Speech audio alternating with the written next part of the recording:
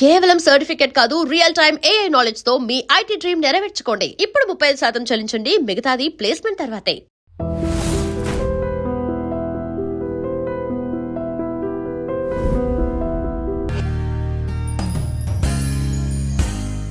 మీ ఇంటి పేరు, మీ పేరులో కూడా ఏఎస్ కలిపి వచ్చేసింది కదా. అదేదో మా కులం జాతి లాగా అయిపోయింది. అది ఒక విధంగా మంచిదే. ఇప్పుడు మా వాడిని ఉషా మోహన్ అంటారు. ఏ ఇంటి పేరు ఉషా, ఏ మోహన్ పెళ్ళాం ఏం తెలియదు కదా మరి. కానీ ఈరోజు ఈ ఉన్నత స్థానంలో ఉండడానికి కానీ కారణం, ఇన్స్పిరేషను ఎవరని చెప్పుకోవచ్చు? 100% మా అమ్మ నాన్న. నేను పుట్టిందే 7వ నెలని. అవుంటా, 7 నెలలు పుట్టారట. జూలియస్ సీజర్ తర్వాత నేను అనుకోండి మరి అంతే. అతను అంతే, సిజేరియన్ అనే పేరే అందువల్లే వచ్చింది. 1945లో గాంధీ గారు ఆంధ్ర మహిళా సభ శంకుస్థాపన చేయడానికి చెన్నై వచ్చారు. అప్పుడు దుర్గాబాయి పిన్నెనే పిలిచేవాడిని. మా అమ్మకి చాలా క్లోజ్ ఆవిడ, కాకినాడ. ఆవిడ తీసుకెళ్లి గాంధీ గారి చేతిలో పెట్టి ఈ శిశువుని మీరు బ్లెస్ చేయండి అంటే ఆయన చేతులతో ఇలా అంటే అప్పుడు నాకు మోహన్ అని పేరు పెట్టారు, మోహన్ దాస్ అని. సుఖంగా ఉంటున్నాను, మీరు యువర్ లక్కీ అన్నారు కదా. లక్కీ కాదమ్మా, అసలు 7వ నెలల ఆ కాలంలో పుట్టినవాడికి బతికే హక్కు ఉందా? ఏంటి సార్, ఏం చేస్తున్నారు ప్రస్తుతానికి ఆఫ్టర్ రిటైర్మెంట్? 4 ఏళ్ల క్రితం జ్ఞాపకం వచ్చింది, నేను ఎప్పుడు రాకెట్ లాంచ్ చూడలేదని చెప్పి. సో వెంటనే సతీష్ రెడ్డి అన్న డిఫెన్స్ మినిస్ట్రీలో, ఆయన నాకు తెలియదు, నా పేరు వినకుండా ఉంటారు ఆయన అని చెప్పి ఫోన్ చేశాను. ప్రేమించి చూడలే వాడు ఏనుగు చూడలేదంటారు చూడండి, అలాగా వెళ్ళి రాకెట్ లాంచ్ చూశాను. ఎంతో అనుభవం ఉంది కాబట్టి అడుగుతున్నాను. ఒక ఐఏఎస్కి ఉండాల్సిన లక్షణం ఏమిటి, ఉండకూడదు ఏమిటంటే?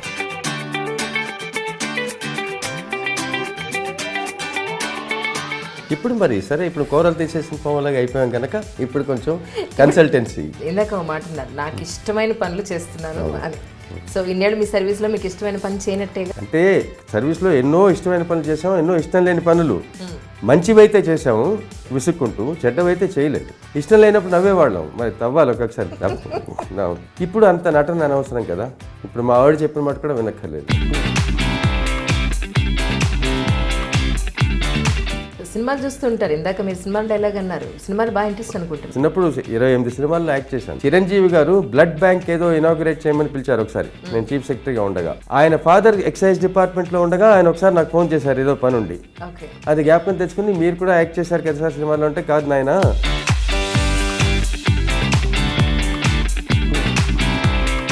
పొద్దున్న నుంచి సాయంకాలం దాకా అంతా యాక్టింగే కదా. అంటే మీరు లవ్ మ్యారేజ్ అని విన్నామండి. మేనమామ కూతురు, కానీ మాకు ఒక ఆపర్చునిటీ ఇచ్చారు, కొంచెం మాట్లాడుకుని చూడండి ఎలా ఉంటుందో అని. అంటే అప్పుడు అలా అనిపించింది. మరి ఇప్పుడు వెనక్కి చూసుకుని ఆలోచిస్తే ఇంకోలా ఉండొచ్చు. కానీ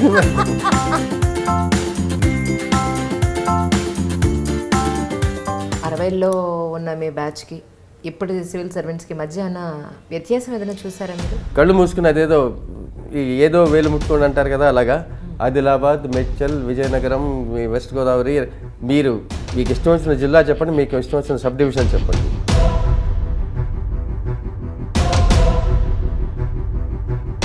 I have great hope for the country in their hands.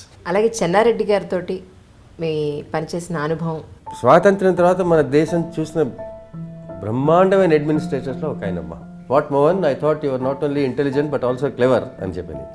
Sir క్షమించాలి సార్, నేను ఓన్లీ ఇంటెలిజెంట్ నాట్ క్లెవర్ అని. ఆ విధంగా ఆ లెవెల్లో ఉండేది మాకు. అదే ఎన్టీ రామారావు గారితో అదే ముఖ్యంగా అదే ఆ ఛార్జ్ తీసుకున్న కొద్ది రోజుల్లోనే ఫస్ట్ టైం ఢిల్లీ విజయయాత్ర లెవెల్లో వెళ్ళాలి కదా ఎన్టీ రామారావు గారు అంటే.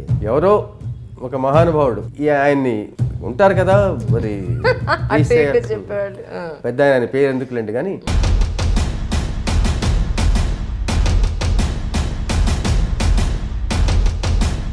ఆయన చేతిలో పెట్టించాడు, ఎవరి చేతిలో. ఆయన చూసినా బ్రహ్మాండంగా బాగుంది. ఆయనకి ఏం తెలుసు, ఆయనకు వచ్చి కొన్ని నెలలు కూడా అవ్వలేదు. అది నాకు ఇచ్చి, మోహన్ నీ దగ్గర ఉంచు, ప్రెస్ కాన్ఫరెన్స్లో చెప్దాం ఢిల్లీలో అన్నాడు. టీవీలో పెట్టుకోండి. President, vice president, prime minister అయ్యాయి, కారులో కూర్చున్నాం. అప్పుడే ఆయన గుర్తొచ్చి, అరే ఆ కాగితం ఏదన్నాడు. ఆయనకి చాలా కోపం వచ్చింది. కానీ కొన్ని ఏళ్ల తర్వాత ఆయన తెలిసి వచ్చింది, ఎప్పటికీ జరగలేదు అది. అప్పుడెందుకు ఇవాళ దాకా జరగలేదు అవి. అలాగే రాజశేఖర రెడ్డి గారితో కూడా మీరు కలిసి పనిచేశారు. ఏర్పాట్లు చేసాం కృష్ణా పుష్కరాలకి. ఆయన శ్రీశైలంలో ఉన్నాడు. ఆవిడ పొద్దున్న 5:30కి మెసేజ్ వచ్చింది, 4 పోయారు విజయవాడలో. అది అసలు పుష్కరానికి సంబంధించిన విజిట్ కాదు. అక్కడ ఎవరో వీళ్ళు ఉన్నారని తెలియదు, గేట్లు తెరిస్తే నీళ్లలో మునిగి చనిపోయారు. ఏం జరిగిందో చెప్పండి చెప్పాను. మీరు ఇప్పుడు విజయవాడ వెళ్తున్నారు శ్రీశైలం నుంచి, దిగ్గానే విజయవాడ ప్రెస్ అంటే ఏంటి, న్యూయార్క్, వాషింగ్టన్, టోకియో వాళ్ళు ఎవ్వరూ పనికిరారు వాళ్ళ ముందర. One of the most feared media in the world. అక్కడ వాళ్ళు మిమ్మల్ని వదిలిపెట్టరు. So better go ready with some actions అని చెప్పి ఆలోచించి ఆయనకి చెప్పేసాను. ఏంటి,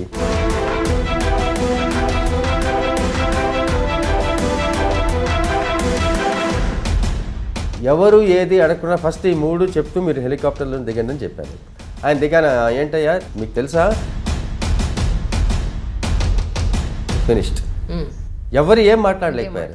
అంటే రైతులు ఆత్మహత్యలు ఆగాలి అని అంటే వాళ్ళు కూడా చాలా మంది ఎడ్యుకేటెడ్స్ అందులోకి వెళ్ళాలి అని అంటే, ఈస్ట్ గోదావరిలో రైతులు సాగు చేయము, అటువంటి పరిస్థితి రాను రాను ఎక్కువగా వస్తుంది.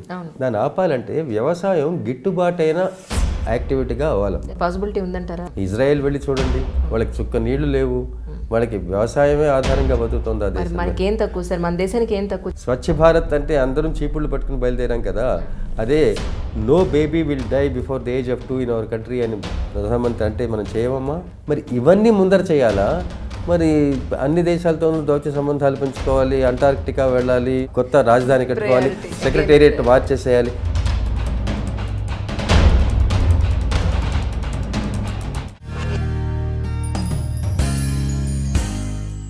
హాయ్ అండి, ఈనాటి దిల్సే విత్ మీ అంజలిలో నా స్పెషల్ గెస్ట్ ఎవరు అంటే మోహన్ కంద్ ఐఏఎస్. మరి ఆయన జీవిత విశేషాల గురించి ఆయన మాటలను తెలుసుకుందాం.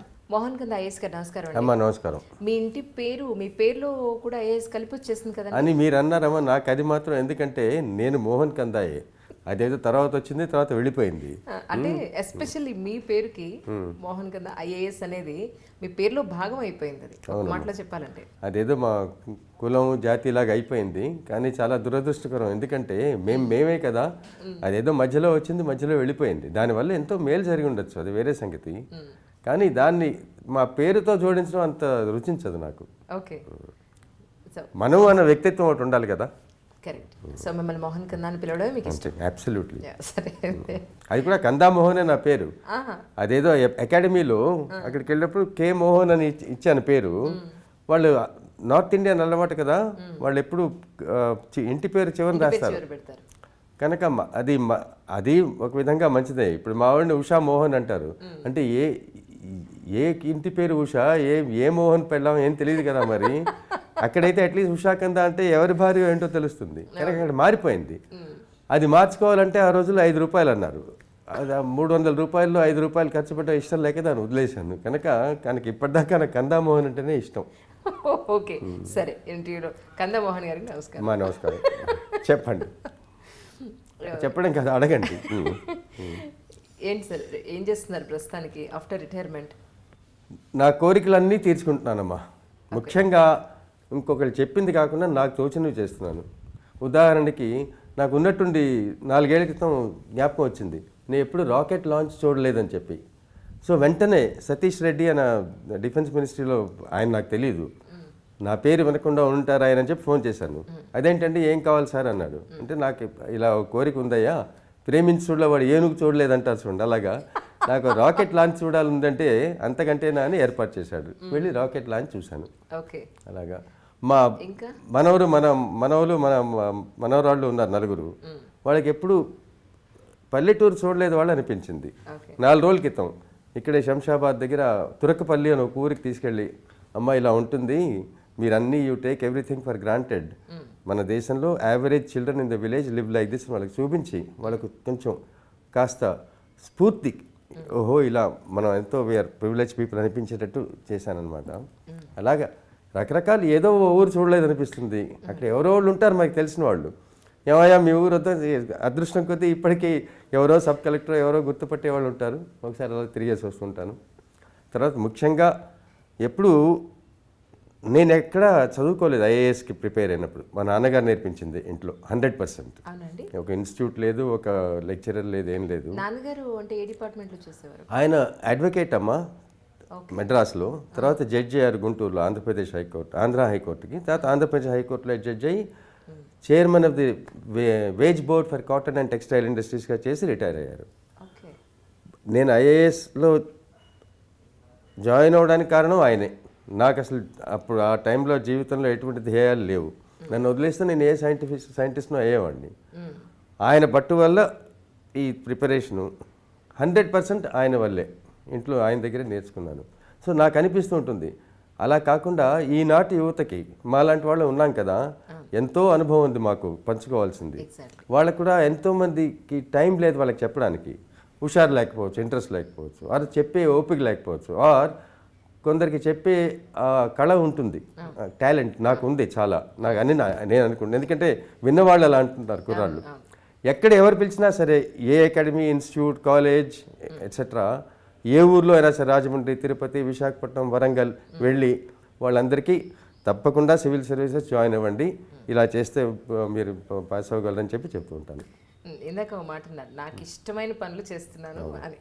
సో ఇన్నేళ్ళు మీ సర్వీస్లో మీకు ఇష్టమైన పని చేయనట్టేగా ఒప్పుకున్నారు? కాదమ్మా, అలా కాదు. అంతే, అంటే సర్వీస్లో ఎన్నో ఇష్టమైన పనులు చేసాము, ఎన్నో ఇష్టం లేని పనులు. మంచివైతే చేసాము విసుక్కుంటూ, చెడ్డవైతే చేయలేదు, నో క్వశ్చన్. ఒకళ్ళు చెప్పారు కదా అని చేసింది ఎప్పుడు ప్రశ్నే లేదు. కానీ ఎన్నో ఇష్టం లేని పనులు కూడా ఇప్పుడు రానప్పుడు కోపం తెప్పించుకునేవాళ్ళం, ఎందుకంటే కోపం కనిపించాలి ఒక్కొక్కసారి. ఇష్టం లేనప్పుడు నవ్వేవాళ్ళం, మరి తవ్వాలి ఒక్కొక్కసారి. శభ కళం బట్టి నీళ్ళు వచ్చినా నవ్వుకుంటూ పని చేసేవాళ్ళు, అంటే మంచివైతే. ఇప్పుడు అంత నటన అనవసరం కదా, ఇప్పుడు మా ఆవిడ చెప్పిన మాట కూడా వినక్కర్లేదు, ఎందుకంటే కంప్లీట్ ఇండిపెండెన్స్ అన్నమాట. ముఖ్యంగా ఒకటమ్మా, ఇప్పుడు నేను ఎటువంటి అనుమానం లేకుండా నిర్ణయించుకున్నది ఏంటంటే, హాయిగా ఉంటాను, ఐ విల్ రిమైన్ హ్యాపీ అనేది మాత్రం ముఖ్యం.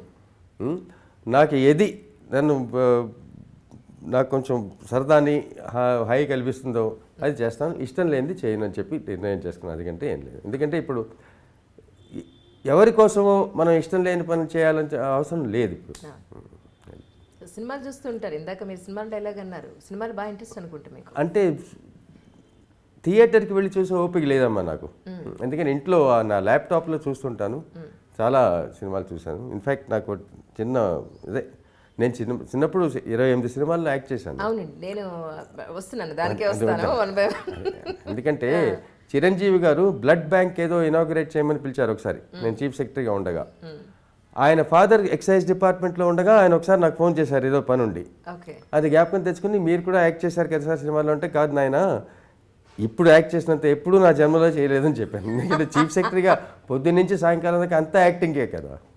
మంత్రితో మాట్లాడుతుంటే చిరునవ్వు ఒక యాక్టింగు, ఎవరో పాపం ఆవిడెవరో లేట్గా ఆఫీస్కి వస్తే పాపం అని అనిపించినా గట్టిగా అరవడం అది యాక్టింగు, అన్నీ యాక్టింగే. సినిమాలు చూస్తుంటాను. కానీ మనిషి జీవితంలో మాత్రం నిజానికి అది అంటే సివిల్ సర్వీసెస్ అనే కాకుండా నిజానికి కూడా మన కోపం వస్తే కోపం ప్రదర్శించడానికి ఉండదు, ప్రదర్శిస్తే ఈవిడ కోపం అంటారు. అంటే లైఫ్లో కూడా అంతే కదమ్మా, నిజ జీవితంలో కూడా మనం ఎంతో ఇష్టం లేనివి చూపిస్తూ ఉండాలి హావభావాల్లో, ఇష్టం చూపించుకున్నా దాచుకుంటూ ఉండాలి, తప్పని. మరి పిల్లలతో అయినా పెద్దవాళ్ళతో అయినా అంతే అండి, స్నేహితులతో అయినా, మరి వృత్తిరీత్యా పెద్ద అవార్డు పేషెన్సీ ఓపిక ఎంత ఉందో. అవును అవును అవును అవును అవును అవును అవును అంటారు కదా, అదో పెద్ద వర్చు అయినట్టు. మీ ప్రొఫెషన్లోనేనా ఈ ఏబిసి అని సెగ్రిగేట్ చేసుకోవడం, లేకపోతే మీ పర్సనల్ లైఫ్లో కూడా వర్క్స్ని అలాగే సెగ్రిగేట్ చేసుకుంటారు? తప్పకుండానమ్మా, పర్సనల్ లైఫ్లో చాలా ముఖ్యం, అందరూ నేర్చుకోవాల్సిన విషయం అది. ఎందుకంటే జీవితంలో కాదు, 10 ఏళ్లలో కాదు, ఏడాదిలో కాదు, ఇవాళ ఈ రోజుల్లో కూడా పొద్దున్న లేస్తే ఎన్నో చేయొచ్చు, కొన్ని తప్పవు. స్నానం చేయాలి కదా, భోజనం చేయాలి కదా, నిద్రపోవాలి కదా, మరి భగవంతుడిలో నమ్మకం వాళ్ళతో ప్రేయర్ చేయాలి, లేకపోతే యోగా చేయాలి, ఏదో బాడీ మైండ్ అండ్ సోల్ మూడింటిని స్థిమితపరచాలి కదా పొద్దున్న లేచాక, అది తప్పదు.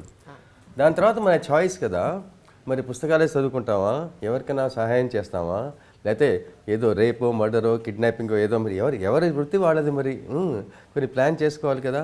మరి లేకపోతే సినిమా పుస్తకం ఏంటి పజిల్స్ అవి చేస్తావా, లేకపోతే ఏదో వెళ్ళి పని చేసుకుంటాం, రకరకాల చాయిసెస్ ఉంటాయి కదా. మీ వ్యాపకం ఏమిటి మరి, మీరేం చేస్తుంటారు? నాకు కొన్ని ముఖ్యంగా మేనేజ్మెంట్కి ముఖ్యమైన విషయం ఏది చేయాలని కాదమ్మా, ఏది చేయమో నిర్ణయించుకోవాలి ఫస్ట్ కదా మరి. ఎందుకంటే అందులో ఈ ఇంటర్నెట్ యుగంలో ఇప్పుడు ఆ వాట్సాప్ ఉన్న వాళ్ళకి అది నాకు లేదు, ఎందుకంటే నేను తెలుసుకోలేదు కూడాను, ఎందుకంటే అంత డిస్ట్రాక్షన్ లైఫ్లో పనికిరాదు. నేను వాట్సాప్ ఒకటే వాడుతున్నాను సార్. నేను ఇప్పుడే అడిగారు మా వాళ్ళు ఫేస్బుక్లో ఉన్నారా అంటే, ఫేస్బుక్ నాకు అకౌంట్ నువ్వు ఇంకా చిన్నదాని అమ్మ పర్వాలేదు, నా వయసు వచ్చినప్పుడు ఫోకస్ కావాలి. ఫోకస్ కావాలంటే చిన్నప్పుడు మా కెమెరాలు ఉండేవి, ఇటువంటి కెమెరాలు కాదు. ఆ కెమెరాల్లో నేను చంద్రబాబు నాయుడు గారికి, మా రాజశేఖర రెడ్డి గారి అందరికీ కూడా చెప్పాను, ఇది ఒక దాని మీద ఫోకస్ చేయాలంటే మిగతాదంతా కనపడకూడదు. సో ఆ మిగతావన్నీ తీసేస్తే తప్ప మనకు కావాల్సింది కనపడదు. సో అనవసరం అయినవి ఫస్ట్ రిమూవ్ చేసుకోవాలి as you grow old. So నాకు చిన్నప్పుడు టెస్ట్ క్రికెటర్ అవ్వాలని ఉండేది, మరి లేకపోతే ఎస్ట్రోనాట్ అవ్వాలని ఉండేది. అటువంటి ఇప్పుడైనా మానేయాలా లేదా మరి ఇంకా పొద్దున్న లేచి అది కూడా చేద్దామంటే దాని మీద ఒక గంట వేస్ట్ అయిపోతుంది. So eliminate the unnecessary things. మిగతా వాటిలో అప్పుడు ప్రయారిటీస్. ఎందుకంటే ఇప్పుడు మరి బిస్కెట్లు తినాలన్నాను కదా, కాఫీ తాగాలన్నాను కదా, మరి that's one priority. But mean while పుస్తకం చదువుకోవాలా, మరి సినిమా చూడాలా, మీతో ఇంటర్వ్యూ చేయాలా, అదే ప్రయారిటీ. ఫస్ట్ ఏదో వస్తుంది నిర్ణయం చేసుకోవాలి కదా. That's what I mean by ABNC. కొన్ని నాకు ఇష్టం లేనివి లైఫ్లోంచి ఎలిమినేట్ చేసేయాలి. ప్రొఫెషనల్గా అంటే కరప్షన్, ఇన్ఎఫిషియన్సీ. నేను చీఫ్ సెక్రటరీగా ఉన్నప్పుడు ఏ ఉద్యోగంలో ఉన్నా అది కొన్ని some things to be eliminated, destroyed, negative list. కొన్ని తప్పకుండా చేసి తీరాలి. నేను చీఫ్ సెక్రటరీగా ఉన్నప్పుడు I had a few things in my mind, ఇవి చేస్తే బాగుంటుందని చెప్పి. ఇది టైం మేనేజ్మెంటే అనండి, లేకపోతే గోదావరి పుష్కరాలు అప్పుడు జరుగుతున్నాయి, అది బాగా చేయాలి అని చెప్పి వస్తున్నాయని తెలుసు నేను జాయిన్ అయినప్పటికీ. అది బాగా చేయడానికి ఇప్పటి నుంచే అని చెప్పి నేను వెళ్ళిపోయేటప్పుడు ఈ ఉద్యోగం నుంచి అది బాగా చేశాను అనిపించుకోవాలి అని ఒక మనసులో ఆ థాట్తో బయలుదేరాను. తర్వాత మిగతావన్నీ కూడా ముట్టుకోకుండా ఉంటేనే వీటిని చేయగలుగుతాం. దానికోసం ఒక ఐఏఎస్ కురాన్ని ఎప్పుడు నేను ఉన్నంతకాలం నాతో ఒక మనిషి ఉన్నాడు. అతన్ని పెట్టుకుని, బాబు నేను నమ్ముతాను, 100 ఫైల్స్ వస్తే ఈ 4 చెడ్డవి, వాటిని నలిపి అవతల పారేయాలి, ఈ 4 చేయాలి, జాగ్రత్తగా చూసి ఎంతో మంచి చేయాలి, ఈ మిగతా 92 నువ్వు చూసి గుడ్డిగా నా ముందు పెడితే నేను సంతకం పెట్టేశానని చెప్పేవాడిని. సో నేను పనిచేసిన నా బాసెస్ కూడా అది చెప్పాను, నన్ను నమ్మండి, మీ టైం వేస్ట్ చేసుకోకండి, ఈ 10లో 8 నేను చూపించాను కదా అని సంతకం పెట్టేయండి, ఆ మిగతా 2 మాట్లాడుకుని కాస్త టైం ఉంచుకోండి అని చెప్పింది. That is important. అదే ఏబీసీ అనేది లైఫ్లో కూడా మరి ఉండాలి. ఎంతో అనుభవం ఉంది కాబట్టి అడుగుతున్నాను, ఒక ఐఏఎస్కి ఉండాల్సిన లక్షణం ఏమిటి, ఉండకూడదు ఏమిటంటారు? సింపుల్ అమ్మా, ఉండకూడదు భయం, ఇంకో ఉండకూడదు టెంప్టేషన్, లోభత్వం. ఇవి 2 ఉండకూడదు. ఉండాల్సినవి ఏంటంటే అందరూ మనలాంటి వాళ్ళే, అందరికీ కూడా కొన్ని ఆశలు, కొన్ని భయాలు, కొన్ని ఇష్టాలు, కొన్ని అయిష్టాలు ఉంటాయి. They are all human beings. ముఖ్యమంత్రి అయినా, కార్ డ్రైవర్ అయినా సరే మనం అందరూ మానవులం. అందరికీ కొన్ని ఆశలు ఉంటాయి, కొన్ని కోరికలు ఉంటాయి అని గుర్తించి మనకి దేవుడిచ్చిన మంచి విషయాలను లెక్క పెట్టుకుని చూసుకుని కౌంట్ యువర్ బ్లెస్సింగ్స్. అవి లేని వాళ్ళకి వీలైనంత చేద్దాం. Whether it is areas in the country or activities in the country, like drinking water ముఖ్యమా, టూరిజం ముఖ్యమా, క్రికెట్ ముఖ్యమా, మరి మురికి వాడల్ని బాగు చేయడం ముఖ్యమా, ప్రయారిటీ మీరు చూసుకోవాలి. కనుక which place, which activity and for whom. మరి వృద్ధులు ముఖ్యమా, మహిళలు ముఖ్యమా, పిల్లలు ముఖ్యమా, మరి లేకపోతే అంబానీ అండ్ లేకపోతే మన విజయ్ మల్లయ్య అటువంటి వాళ్ళకి కూడా సేవలు చేసిన వాళ్ళు మాతో ఉన్నారు. కనుక సో ఈ ప్రయారిటీస్ మనం ఉంచుకోవాలని సర్వీస్లో మీరు అడిగింది ఎగ్జాక్ట్గా మరి ఆన్సర్ చేశానో లేదు. అంటే ఉండాల్సింది ఏమిటి అని అడిగాను, మీరు sense of priorities and then feeling that all of us are equal, you must serve those who have not got what you have got. And ఎందుకంటే మనకి గాంధీజీ ఎప్పుడు, నేను అసలు ఈ ఇంటర్వ్యూలు అవన్నీ అనవసరం, ఎందుకంటే మీరు అడగబోయేవి నేను చెప్పబోయేవి అన్నీ అడిగినవి ఉన్నాయి, ప్రశ్నలు ఉన్నాయి, జవాబులు ఉన్నాయి చూసుకుంటే. కానీ అంత అన్నీ చూసుకునే టైం అందరికీ లేదు కనుక ఇంటర్వ్యూ చూసే వాళ్ళకి మీరు నేను కలిసి క్లుప్తంగా చూపిస్తున్నాం. సో ముఖ్యంగా ఉండాల్సింది ఏంటి అంటే that ability to pose questions and answer them, that is important. అంటే మీకు అనిపిస్తుందా, అంటే ఇప్పుడున్న మెచ్యూరిటీ లేదా ఒక 10 ఏళ్ల క్రితం ఉన్న మెచ్యూరిటీ నేను జాయిన్ అయినప్పుడే ఉండుంటే కనుక ఇంకా మంచి పనులు చేసేదాన్ని, ఇంకా మెచ్యూర్డ్గా చేసేవాడిని అని మాకు అనిపించింది? కానే కాదమ్మా, కదా అప్పుడున్న ఆ కోపం, ఆ ఉత్సాహం, ఆ slightly immature reaction, slightly irrational excitement, అది లేకపోతే అప్పుడు చేసిన పనులు చేయగలిగేవాళ్ళం కాదు. అప్పుడు ఆ కొంచెం స్లైట్లీ అది అసమంజసమైన రియాక్షన్స్ కూడా ఉండాల్సిందే. అది యువత లక్షణం, అది అప్పుడు ఉండాల్సింది కరెక్టే. ఇప్పుడు మా నాన్నగారి గురించి ఎవరో మా మామయ్య గారు ఒక చెప్పారు, ఏదంటే frustrated and furious he was a force అని. ఆ ఫ్రస్ట్రేషను, ఆ కోపం అది లేకపోతే మనకి ఫోర్స్ ఉండదు. అది మరి చిన్నప్పుడు ఉండాల్సిందే. Mellowed and mature he was an influence అని. ఇప్పుడు మరి సరే, ఇప్పుడు కూరలు తీసేసిన పాములాగా అయిపోయాం కనుక ఇప్పుడు కొంచెం కన్సల్టెన్సీ. మీరు ఇప్పుడు కూడా చాలా యాక్టివ్గా ఉన్నారు సార్. అది వేరమ్మా. అంటే ఇప్పుడు నేను ఒక ముఖ్యమంత్రి గారికి చెప్పాను, అయ్యా మీకు ఇచ్చిన ఇంపార్టెన్స్ నేను మీ ఉద్యోగంలో ఉన్న ఎవరికి ఇవ్వలేదన్నాడు ఆయన. నేను ఆయనకి చెప్పాను, మిగతా వాళ్ళకి ఏమి ఇచ్చారని కాదు సార్ నాకు ముఖ్యం, నేను కోరుకున్నది ఏంటి, మీరు ఇస్తున్నది ఏంటి, అది కంపారిజన్. సో ఇప్పుడు కూడా మీకు ఒకలా కనిపించవచ్చు, కానీ నేను ఉండాల్సిన విధంగా నేను లేనని నా అభిప్రాయం. మరి అది మరి కనుక దట్ ఈస్ నాకు అటువంటి రిగ్రెట్స్ ఏం లేవమ్మా. నేను ఇప్పుడు వెనక్కి వెళ్ళినా మళ్ళీ అలాగే చేస్తాను, మళ్ళీ అలాగే స్పీడ్గా డ్రైవ్ చేయి, మళ్ళీ మోటార్ సైకిల్ యాక్సిడెంట్ అయ్యి మళ్ళీ కాళ్ళు విరగొట్టుకుంటాను. కానీ ఇది కాలు విరిగింది కదా, ఈ మాట జాగ్రత్తగా వెళ్తాను ఆ వయసులో అనిపించదు. ఇవాళ మరి మానేస్తాను. నాకు ఐ హ్యావ్ నో రిగ్రెట్స్. ఏ వయసులో ఎలా ఉండాలో అలాగే ఉన్నాను, ఇప్పుడు అలాగే ఉన్నాను. దేవుడి దయ వల్ల కొంచెం ఎక్కువగా ఉన్నాను కానీ తక్కువగా లేను. I'm quite happy. అంటే ఆరోగ్యాన్ని కాపాడుకోవడానికి మీ అలవాట్లు, మీ లైఫ్ స్టైల్ని మార్చుకున్న ఈ రీసెంట్గా ఏమేమి మార్చుకున్నారు, ఏమిటి? ఒకటమ్మా, ఆరోగ్యం అనేది ఎందుకో మన అందరికీ కేవలం దేహానికి సంబంధించింది అనుకుంటాం, కాదు కదా అది. There are 3 parts to a human being: body, mind and soul. దేహం ఉంది, మెదడు ఉంది, మరి మన సోల్ అంటే మరి ఏం చెప్పాలి, ఎమోషనల్ బ్యాలెన్స్కి ఒకదానికి కసరత్తు కావాలి. నాకు 35 ఏళ్ళ నుంచి కూడా రెగ్యులర్గా ఇవాళ మార్నింగ్ కూడా మీరు వస్తున్నారని కాదు, ఈవెన్ అదర్వైజ్ 1 గంట వెళ్ళి జిమ్కి వెళ్ళి ఎక్సర్సైజ్ చేసే వస్తాను నేను. ఏమైనా సరే 4:45, 5 బయటికి వెళ్ళిపోయి ఎక్కడ దగ్గరలో ఏమంటే whether I mean Washington and Rajahmundry or whatever, అది మాత్రం తప్పదు. అలాగే 1 గంట నాకు దేవుడిలో భక్తి ఉంది కనుక నేను ప్రేయర్ చేసుకుంటాను. లేని వాళ్ళు యోగా చేయొచ్చు, మెడిటేషన్ చేయొచ్చు, మరొకటి చేయొచ్చు. తర్వాత పజిల్స్ చేస్తాను, లేకపోతే కంప్యూటర్లో ఏదో గేమ్స్ ఆడుకుంటాను. మరి మెదడు కూడా కొంచెం హుషారుగా ఉండాలి కదా. ఒకప్పుడు మరి బోల్డ్ అంత యాక్టివిటీ ఉండేది, పుస్తకాలు చదువు ఎలాగోలా. So body, mind and soul మూడింటిని కసరత్తు చేసి ఆన్ ఎ డైలీ బేసిస్ వాటిని కరెక్ట్ షేప్లో ఉంచాలి. అది ఆరోగ్యానికి ముఖ్యమైన లక్షణం. మరి నేను కూడా తప్పులు చేశాను, సిగరెట్లు కాల్చాను, మరి డ్రింక్స్ ఇప్పటికీ తీసుకుంటాను, కానీ ఏది ఎప్పుడు అమితంగా మాత్రం చేయలేదు. తర్వాత తిండి కూడా, భోజనం వాటిల్లో కూడా జాగ్రత్తగా కావాల్సిన విషయాలు ఒక్కొక్కసారి కొంచెం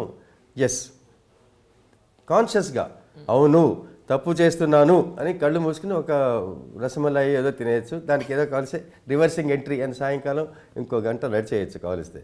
అంతేగాని ముఖ్యంగా అది you don't have to have any fads, ఇది తప్పు ఇది రైటు అని కాదు. ఎందుకంటే మన దేహం మనకు చెప్తుంది, మన మైండ్ మనకు చెప్తుంది, మన అంతరాత్మ మనకు చెప్తుంది ఇది తప్పు ఇది కాదని. పుస్తకాల్లో చదువుకోకర్లేదు. అలాగే సిమిలర్లీ ఇన్ లైఫ్ ఆల్సో పాపం పుణ్యం అంటారు. ఎంతో వెళ్ళి హిమాలయాలకు వెళ్ళి మానసరోవర్లో తిరిగి పెద్ద పెద్ద వాళ్ళని అందరినీ అడిగి ఎన్ని నేర్చుకోవచ్చు. కానీ నాకు ఇప్పటిదాకా నేను మాట్లాడుతున్న పిల్లలకి చెప్తుంటాను, అన్నిటికంటే ఘోరమైన పాపం ఏంటంటే ఎవరికైనా బాధ కలిగించడం. To make somebody feel unhappy is the worst sin. అన్నిటికంటే బ్రహ్మాండమైన పుణ్యం ఇచ్చే కార్యం ఏదయ్యా అంటే ఒక చిన్న చిరునవ్వు, చంటి పాపకైనా సరే, వృద్ధురాలకైనా సరే, మా బాస్కైనా సరే, మా స్నేహితుడికైనా సరే, అవసరమైనప్పుడు ఏదో చేయగలిగింది మనం చేసి కాస్త చిన్న నవ్వు తెప్పిస్తే అంతకంటే పుణ్యం ఏం లేదు. ఇది తెలుసుకోగలిగితే we'll remain happy, others will remain happy. ఒకటే ఆయన అన్హ్యాపీ పర్సన్. నాకు మా నాన్నగారు పెళ్లి చేసుకుని ఉద్యోగం చేసుకుందుకు వెళ్తూ, నాన్న ఏం చేయమంటావు అంటే గేమ్ ఏ సింపుల్ అంటే ఒరే సుఖంగా ఉండని చెప్పింది. చాలా సింపుల్ అనిపించింది. ఇప్పటికీ వెతుక్కుంటున్నాను దాని ఆన్సర్ కోసం. కానీ remain happy what ever it is. IAS interview అయినా సరే, మరి ఇంకోళ్ళ కోసం స్వాతంత్ర్యంలో మన సమరయోధులు జైలుకి వెళ్ళారు చూడండి, వాళ్ళు సంతోషంగా నవ్వుకుంటూ పాటలు పాడుకుంటూ వెళ్ళారు. ఎక్కడుందంటారు మీ ఉద్దేశ ప్రకారం ఇన్నేళ్ళు మీ లైఫ్లో సుఖం ఎక్కడుందంటారు? వెతుక్కుంటే ఎక్కడైనా ఉందమ్మా. ఎందులో లేదు చెప్పండి? మ్యూజిక్ వినడంలో ఉంది, ఉద్యోగం చేయడంలో ఉంది, నిద్రపోవడంలో ఉంది, భోజనం చేయడంలో ఉంది, పిల్లలతో ఆడుకోవడంలో ఉంది, మంత్రి ఏదైనా చెప్తే చెయ్యను అని చెప్పడంలో ఉంది. అన్నిట్లోనూ సుఖం ఎందుకు ఉండదు? అది మనకి చెప్పేదే అది. ఐఏఎస్ ఇంటర్వ్యూ జరుగుతున్నప్పుడు కూడా అది ఎంజాయ్ చేస్తూ చేయండి అని చెప్తాను పిల్లలకి. ఎందుకంటే భయపడి చెడిపోతుంది. మీకు ఎక్కడ దొరికింది మీ లైఫ్లో? మీ సంతోషం సుఖం మీకు ఎక్కడ దొరికింది? నేను అసలు సుఖంగా లేని పరిస్థితే నాకు అసలు ఊహించలేనమ్మా. అన్నీ మరి అదేదో నాకు ఎంబీఎస్ ప్రసాద్ గారని మోహన్ మకరందం అని నా పుస్తకం రాయడానికి కొత్తలో ఇలా మాట్లాడుకుంటుంటే ఆయన చెప్పాడు, ఏంటి సార్ మీరు అంతా అన్నీ సుఖంగా జరిగిపోయాయి, నేనేం అసలు ఏం చేయలేదు, నాకు అన్నీ దేవుడు ఇచ్చాడు, ఇలా రాస్తే ఎవరు చదువుతారండి మీ గురించి పుస్తకం, మీరు ఏదైనా కాస్త ఎక్కడ కష్టపడ్డారో, ఎవరు ఏది ఎటువంటి అవరోధాలు అధిగమించారు చెప్పి నాకేం జ్ఞాపకం లేదు అని ఆయన, మరి అంతా ఓ చిన్న ఆటపాటగానే జరిగిపోయిందని చెప్పింది. నాకు పెద్ద అటువంటి ఎక్స్టసీ అని యాగనీ అని లేవు మా లైఫ్లో. మీరు చాలా అదృష్టవంతులండి నిజంగా. You blessed like anything. I don't know, ma. Because honestly, as I am talking to you, I look forward to this interview. And as I am talking to you, I am thoroughly enjoying it. And when you go back, I'll recall it and tell my friends and my grandchildren that I thoroughly enjoyed this. లేకపోతే అసలు చేసేవాడిని కాదు. నాకు కొన్ని ఇప్పుడు for instance సన్మానాలు చేయించుకోవడం, లేకపోతే ఉపన్యాసాలు బియాండ్ అంటే వినని వాళ్ళకి ఇవ్వడం, లేకపోతే ప్యూర్లీ ఫార్మల్ లొకేషన్స్, కాన్వకేషన్స్ ఉంటాయి యూనివర్సిటీస్లో. ఎన్నిటిలోనో యూనివర్సిటీస్లో బోర్డ్ ఆఫ్ డైరెక్టర్స్గా ఉన్నాను. అన్ని దేనికి పిలిచినా వెళ్తాను. కాన్వకేషన్కి రమ్మంటే అక్కడ అలా కూర్చుని అదేదో బట్టలు అవి వేసుకుని అదేదో ఊరికే నాకు అలా అటువంటి వాటికి వెళ్ళను. కానీ ఏది చేసినా మాత్రం I thoroughly enjoy myself. I have no problem. ఇప్పుడు ఎవరైనా వచ్చి ఒక మంచి క్యారెక్టర్ ఉందండి, తప్పకుండా యాక్ట్ నాకు నా అంతటి నేను అడిగితే బాగుండదని చెప్పి ఊరుకున్నాను. అప్పటికి 1-2 హింట్స్ ఇచ్చాను, వాళ్ళు ఎవరు తీసుకోలేరమ్మా. ద్వారా నేను చెప్తాను, నేను తప్పకుండా I will be happy to. But అంత మరీ గంభీరమైన పెద్ద రోల్స్ చేయలేకపోయినా సరదాగా అసలు స్క్రీన్ మీద కనిపించి మనం చేయగలిగిందే చేయాలనిపిస్తుంది నాకు తప్పకుండా. ఓఎస్ బాలానందంలో చేశాను చిన్నప్పుడు, మరి తర్వాత సినిమాల్లో 28 సినిమాలు చేశాను మీరు, నేను అని I like to do even now. Super. So అదే యాక్టివ్నెస్ ఉంది మీలో, డౌట్ లేదు అందులో. సరదా, ఎందుకంటే అందరూ చూస్తారు కదమ్మా. ఇప్పుడు మెయిన్ థింగ్ ఈజ్ అల్టిమేట్లీ నాకు 73 ఏళ్ళు వచ్చాయి కదా, వెరీ సూన్ ఆ ఆలోచన మొదలవుతుంది, మన వల్ల ఎంతమంది ప్రభావితులయ్యారు ప్రపంచంలో అని. How many lives have you touched అని. మన Telugu cinema drama medium, it has the capacity to touch millions of lives. So why not? ఇంకొకసారి ఆపర్చునిటీస్ తప్పకుండా ట్రై టు డూ దట్. నేనే కానీ సినిమా తీస్తే డెఫినెట్గా మీకు ఆపర్చునిటీ ఇస్తాను సార్, డౌట్ లేదు అందులో. ఇది బాగుందమ్మా. మీరు నేను కలిసి మీరు సినిమా తీసేస్తారు, నేను యాక్ట్ చేసేస్తాను, మన ఇద్దరం కలిసి హ్యాపీగా ఉండిపోదాం. బాగుంది. ఆ కావాల్సిన 100 కోట్ల డబ్బులు అన్నీ వచ్చేస్తాయి, ఆ పడాల్సిన కష్టాలు ఎవరో పడతారు, మన ఇద్దరికి మాత్రం మంచి పేరు వచ్చేస్తుంది. చాలా బాగుంది. హలో మే అని చెప్పి బాగుంది. అదేమ్మా మీరు అడిగింది.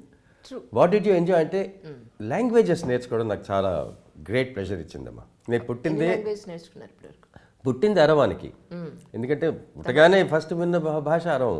నాకు ఇప్పటిదాకా అరవం మాట్లాడితే ఉన్న ఆ మాధుర్యం నాకు ఏ భాషలో రాదు, ఎందుకు మాతృభాషలాగా అనిపిస్తుంది. ఇంట్లో తెలుగు మాట్లాడుకున్నాం, హిందీ చిన్నప్పటి నుంచి అలవాటు, ఇంగ్లీష్ మా నాన్నగారు మహానుభావుడు ఆయన నేర్పించాడు.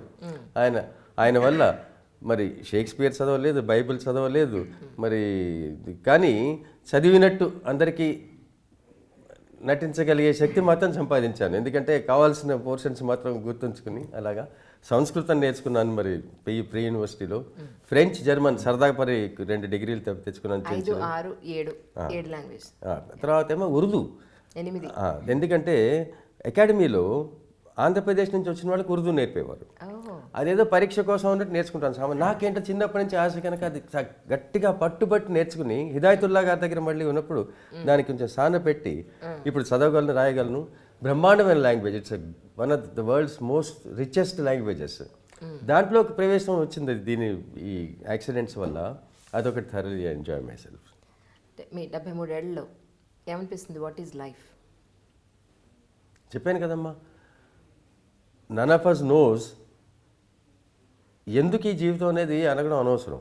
కానీ నాకు మ్యాథమెటిక్స్లో కొంచెం ఫౌండేషన్ ఉంది కనుక నాకు సమాధానం చాలా సులభంగా వచ్చేస్తుంది.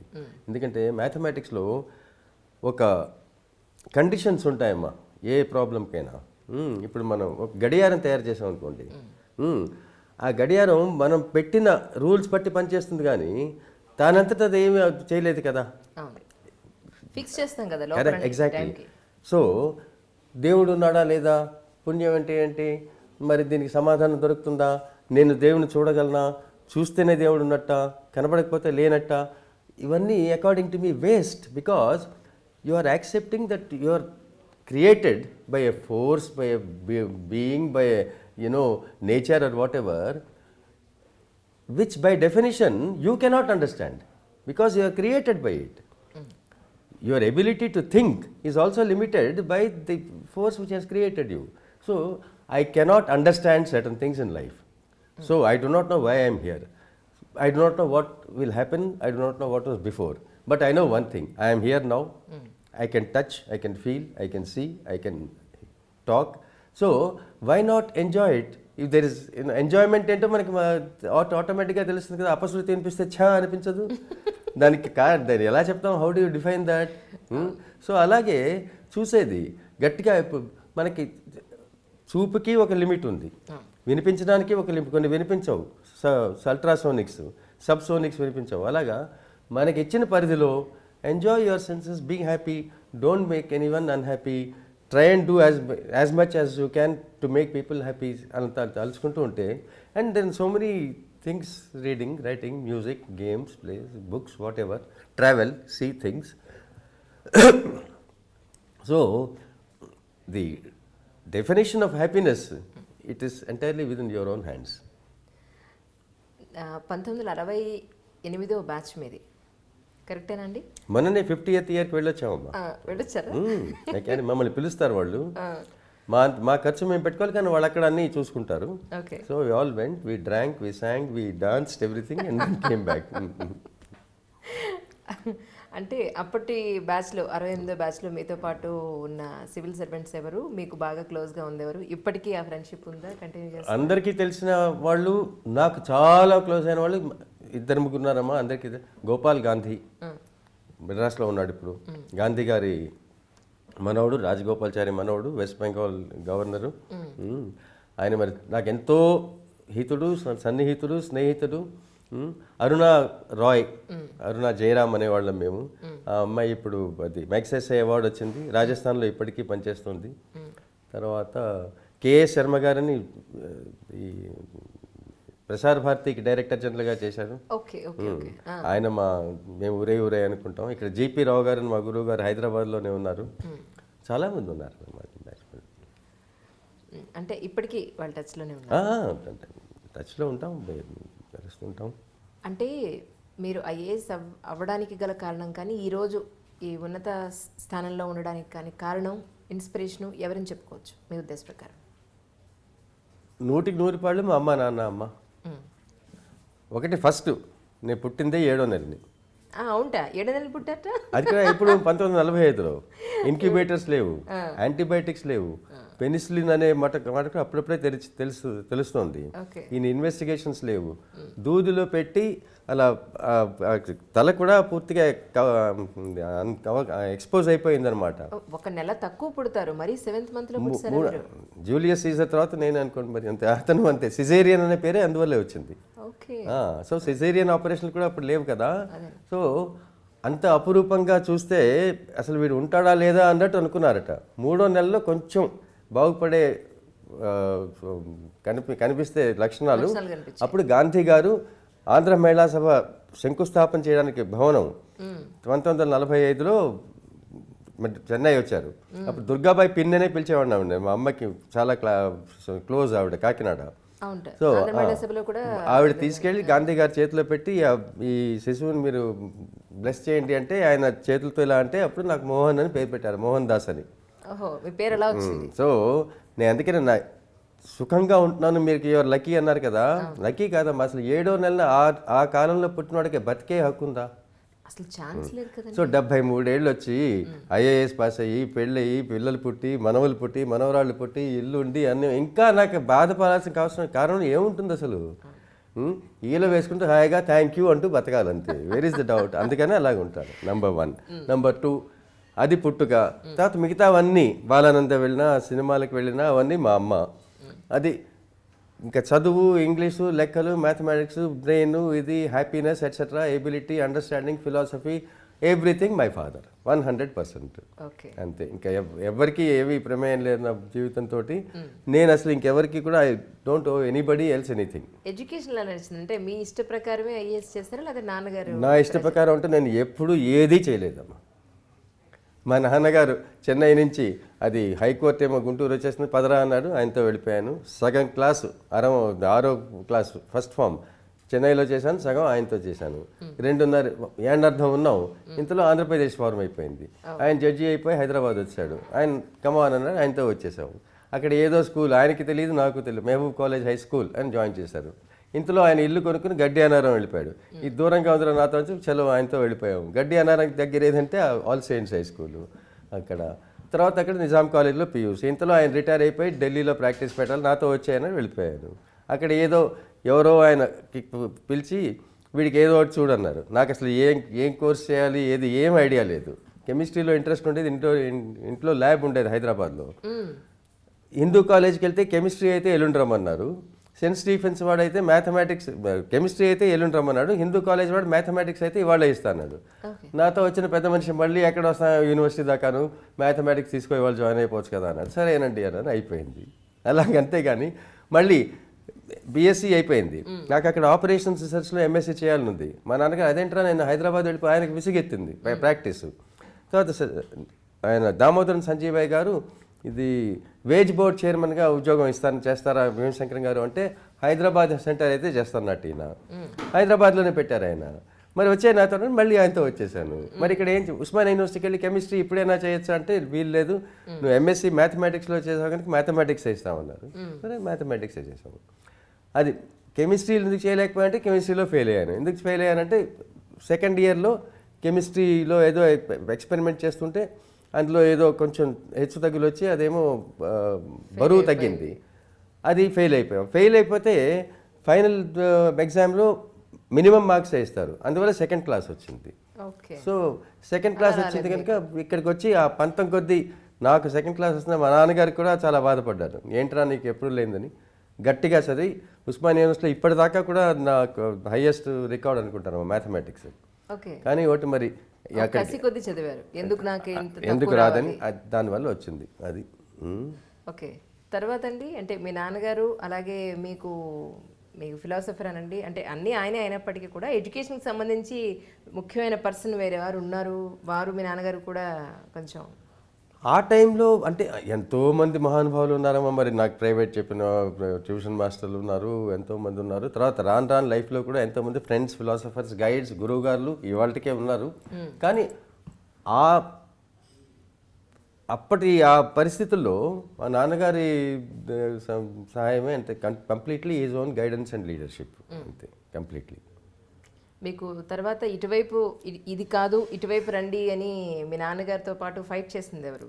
వనజాయం గారమ్మ. ఆవిడ మరి నాకు మా గైడ్ థియరీ ఆఫ్ రిలేటివిటీలో చేశాను, ఐన్స్టైన్స్ థియరీ.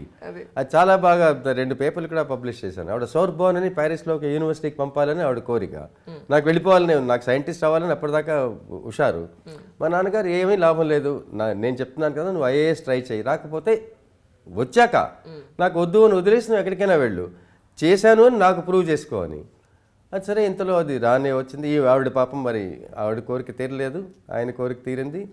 సరే దాని వచ్చాక కూడా ఆయనతో వచ్చింది కదా మరి ఏం చేస్తామని కూడా ఆయన అడగలేదు. పద అన్నారు, మూటాములే సర్దుకున్నాను, మసూరి వెళ్ళిపోయాను. తర్వాత మీరు ఐఏఎస్ అయిన తర్వాత వనజాయం గారిని కలిసారండి? ఎన్నోసార్లు అమ్మా. ఆవిడ వైస్ ఛాన్సలర్గా ఉండగా నేను ప్లానింగ్ సెక్రటరీ.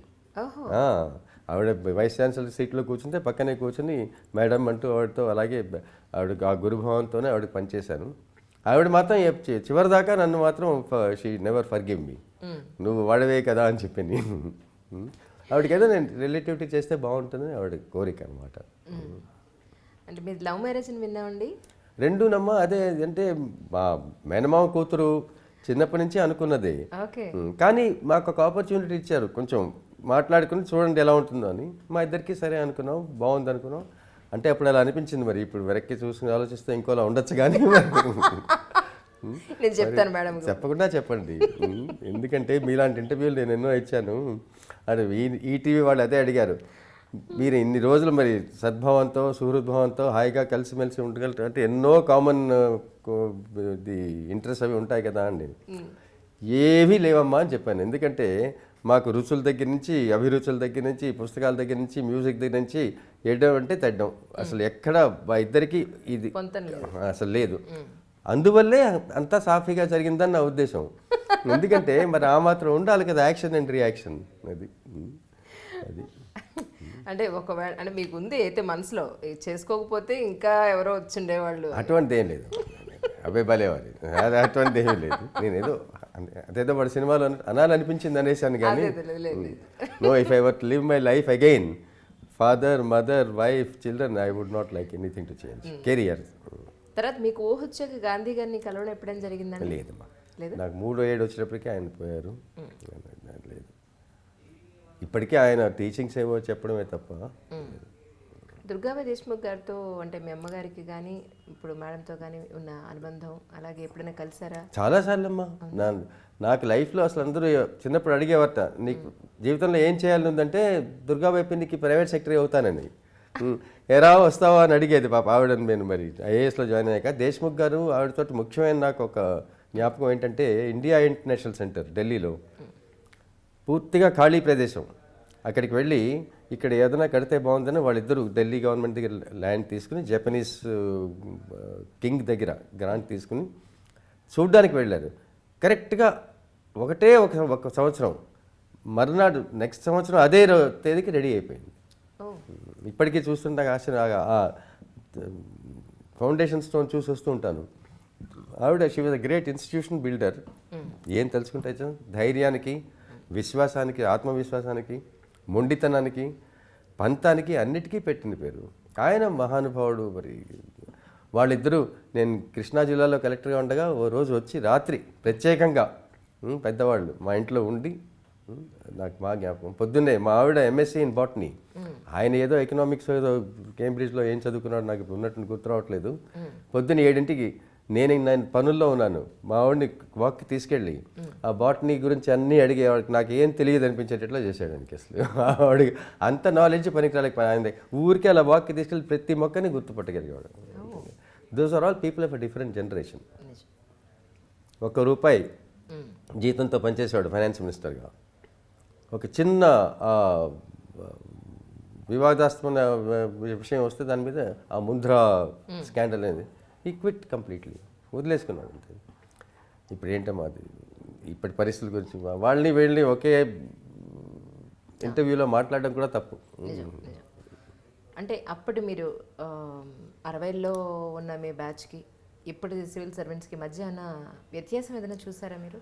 అది మాత్రం లేనే లేదమ్మా. చాలామంది అది అడుగుతారు. ఒక్కసారి మీరు నాతో వస్తే మీరు కళ్ళు మూసుకుని అదేదో ఏదో వేలు ముట్టుకోండి అంటారు కదా, అలాగా ఆదిలాబాద్, మేడ్చల్, విజయనగరం, వెస్ట్ గోదావరి మీకు ఇష్టం వచ్చిన జిల్లా చెప్పండి, మీకు ఇష్టం వచ్చిన సబ్ డివిజన్ చెప్పండి.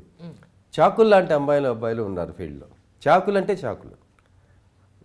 అంకిత భావంలో కానీ dedication, devotion, hard work, ambition, clarity of thought and then patriotism and then ability to do hard work ఏమీ తక్కువ ఉండదు. ఇంకా మాకంటే మాకు కొన్ని తెలియవు, ఇవి చేయొచ్చు ఇవి చేయకూడదు అని చెప్పేవాళ్ళు. అంటే ప్రపంచమే అంత వికాసం చెందలేదు అప్పటికి.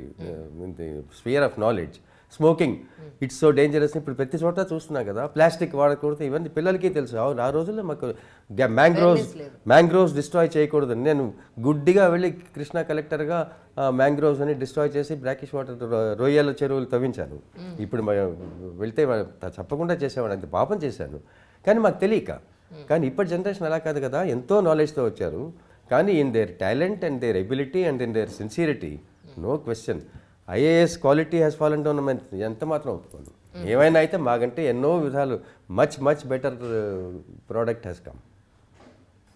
I have great hope for the country in their hands.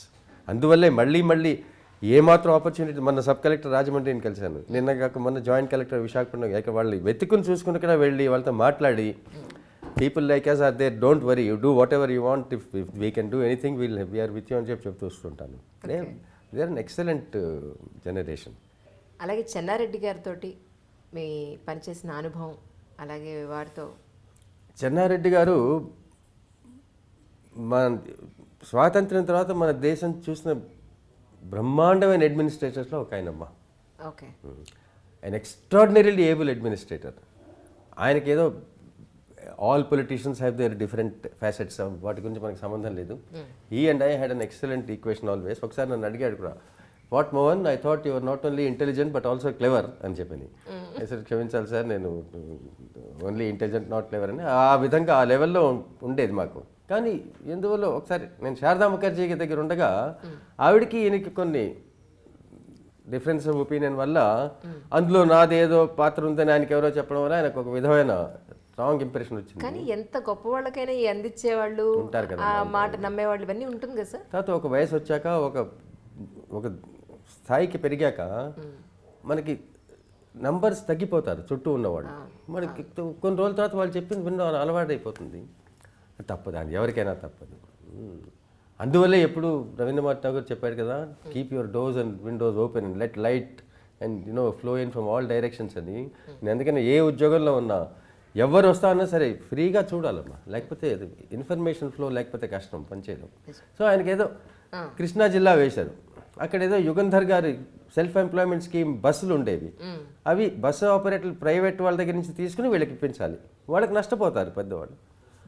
అది ఒకరోజు ఈనాడులో ఏదో నా గురించి కాస్త బాధాకరంగా అనిపించే ఒక వార్త వచ్చింది. కలెక్టర్ మీద ఒత్తిడి వల్ల ఆయన ఈ పర్మిట్లు ఇవ్వట్లేదు. అసలు బస్సులు ఉన్నాయి కానీ ఇటువంటి పథకం ఉందని కానీ అది ఇవ్వట్లేదు కానీ ఏం తెలియదు నాకు. కొంచెం మరి బ్లడ్ బాయిల్ అవుతుంది కదా.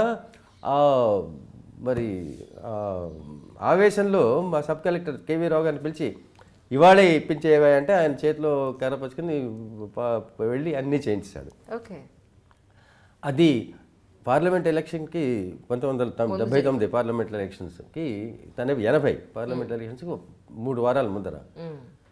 ఇప్పుడు మరి ఇన్ రిట్రాస్పెక్ట్ నన్ను అడిగితే నేనే సమ్మతించాను. అది వెరీ ఇమ్మెచ్యూర్ యాక్ట్.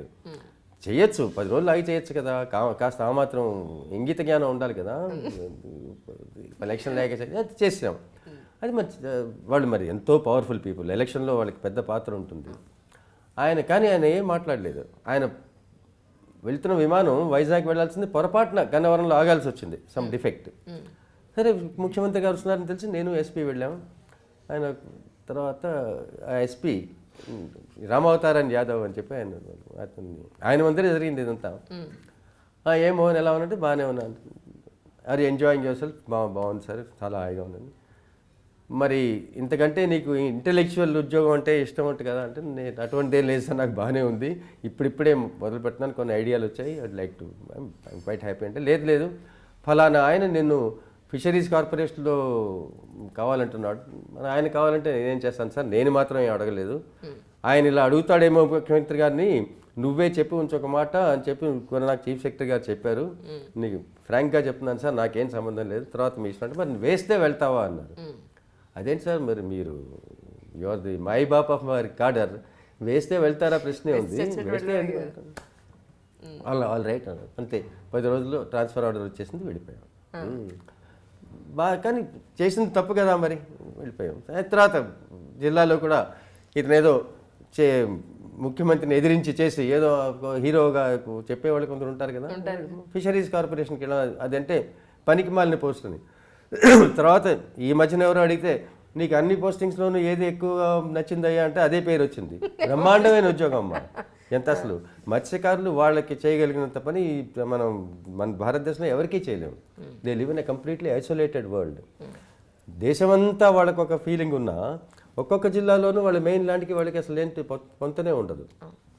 సో చాలా అక్కడ కూడా ఆ ఉద్యోగం ఎవరో కావాలనుకున్నాడు, అందులోంచి కూడా తీసేస్తే ఇంక నాకు ఏంట్రా ఇది చీ అనిపించే టైంకి హిదాయతుల్లా గారు, శారదా ముఖర్జీ గారు, ఆవిడ అసలు మొదట 3 నెలలు గుంటూరు కలెక్టర్గా ఉండగానే పొరపాటున ఆవిడ నాగార్జున సాగర్లో గుంటూరు వైపు ఎగ్జిబిషన్ చూడడానికి వచ్చింది.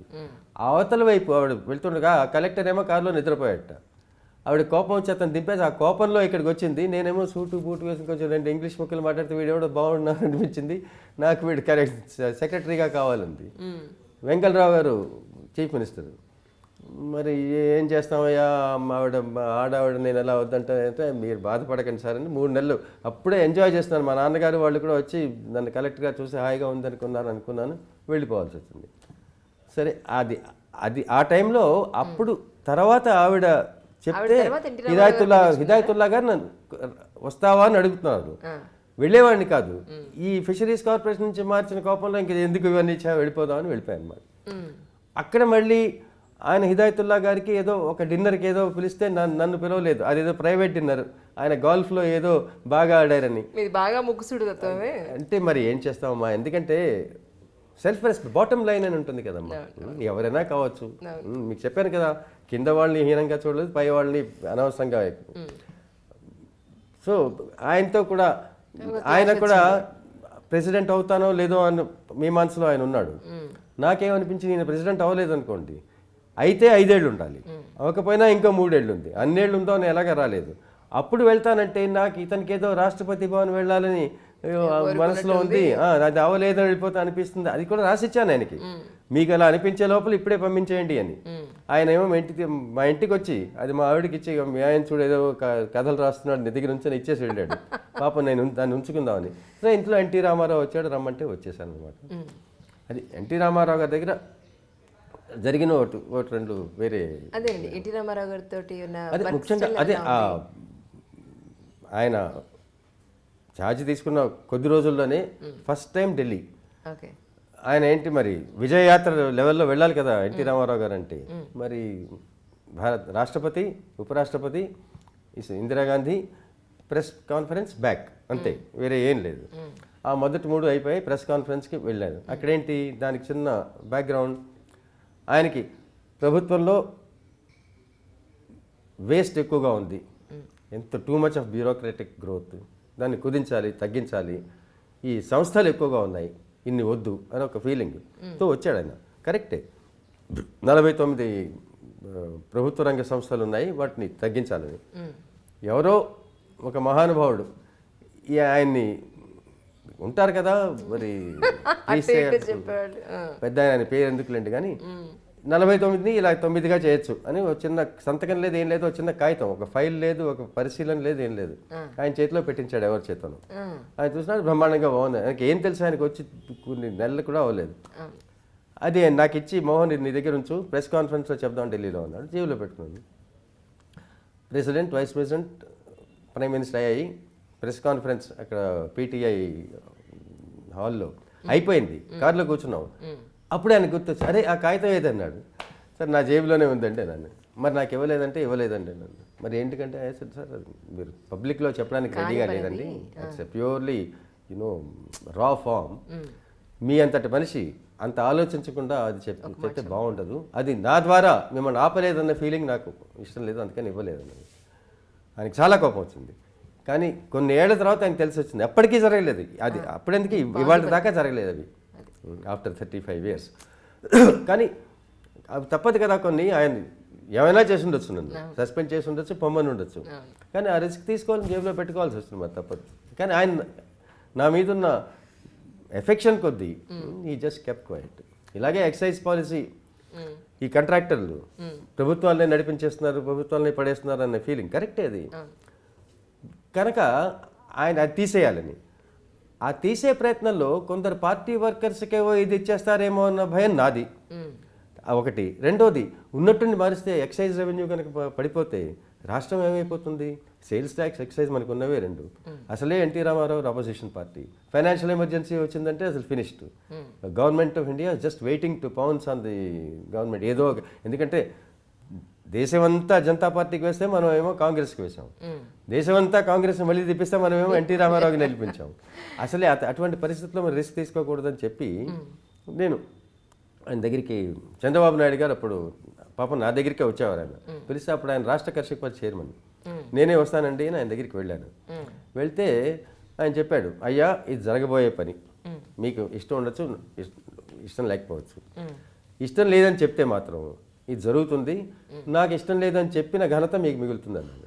నేను చెప్పాను, సార్ మాకు కింద ముగ్గుతో పెట్టిన విజయం మాకు, అది ఏమన్నా మంచి పని జరిగితే ముఖ్యమంత్రికి క్రెడిట్ ఇయ్యి, చెడ్డ పని జరిగితే అది నీది రెస్పాన్సిబిలిటీని ఒప్పుకో అని మాకు మొదటి నుంచి నేర్పిస్తారు.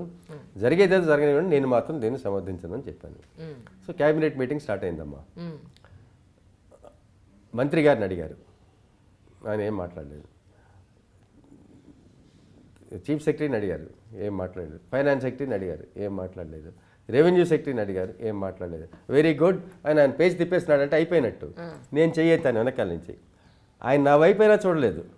అతను ఏదో మాట్లాడేటట్టు ఏంటో కనుక్కోండి అన్నాడు, ఇలా తల తిప్పేసి. అప్పుడు చీఫ్ సెక్రటరీ వచ్చేసి కానీ అన్నాడు. నేనేమో అదేది వట్టి పెట్టుకుని వచ్చాను. 7 నిమిషాలు ఉపన్యాసం, కళ్ళు మూసుకొని కడకడకడా చెప్పేశాను. దీనివల్ల ఇది జరుగుతుంది ఇలా చేయకూడదు, అంతే సార్, తర్వాత మీ ఇష్టం అని కూర్చున్నాను. ఆయన ఇంకా నా వైపు తిరగలేదు. అయిపోయిందా అతను చెప్పేది అన్నాడు. ఆయన చెప్పి అయిపోయింది, వెరీ గుడ్, నెక్స్ట్ ఐటమ్ అంటే అప్రూవ్డ్ అన్నమాట, అయిపోయింది. కానీ you know what happened that year we got 150 crores extra. ఆయన judgement was correct, mind was wrong. నేను చేసింది కరెక్టే, దాన్ని అపోజ్ చేయడం, బట్ ఆయన చేసింది కరెక్టే ప్రజలకు ఇంట్రెస్ట్లో. But ultimately it was a lesson to me that the gut feelings of leaders are sometimes much more than the limited intelligence we bureaucrats have. Sir, అలాగే అబ్దుల్ కలాం గారితో మీకున్న అనుబంధాన్ని ఒకసారి గుర్తు చేసుకున్నాను. ఆయన గురించి నేను వేరేగా చెప్పేది ఏంటంటే, అందరికీ తెలిసిన మహానుభావుడు. Is one of the greatest good things to happen to our country since independence. ఆయన ప్రెసిడెంట్గా ఉన్నప్పుడు మేమందరం నేషనల్ డిజాస్టర్ మేనేజ్మెంట్ అథారిటీలో మెంబర్స్గా చేరి కలవడానికి వెళ్ళాము. ఇది చేయాలనుకుంటున్నాం, అది చేయాలనుకుంటున్నాం అంటే అంతా బాగానే ఉంది, మీరు తలుచుకున్నది చేసే శక్తి ఇచ్చిందా లేదా ప్రభుత్వం అని. అది ఇవాళ దాకా లేదమ్మా.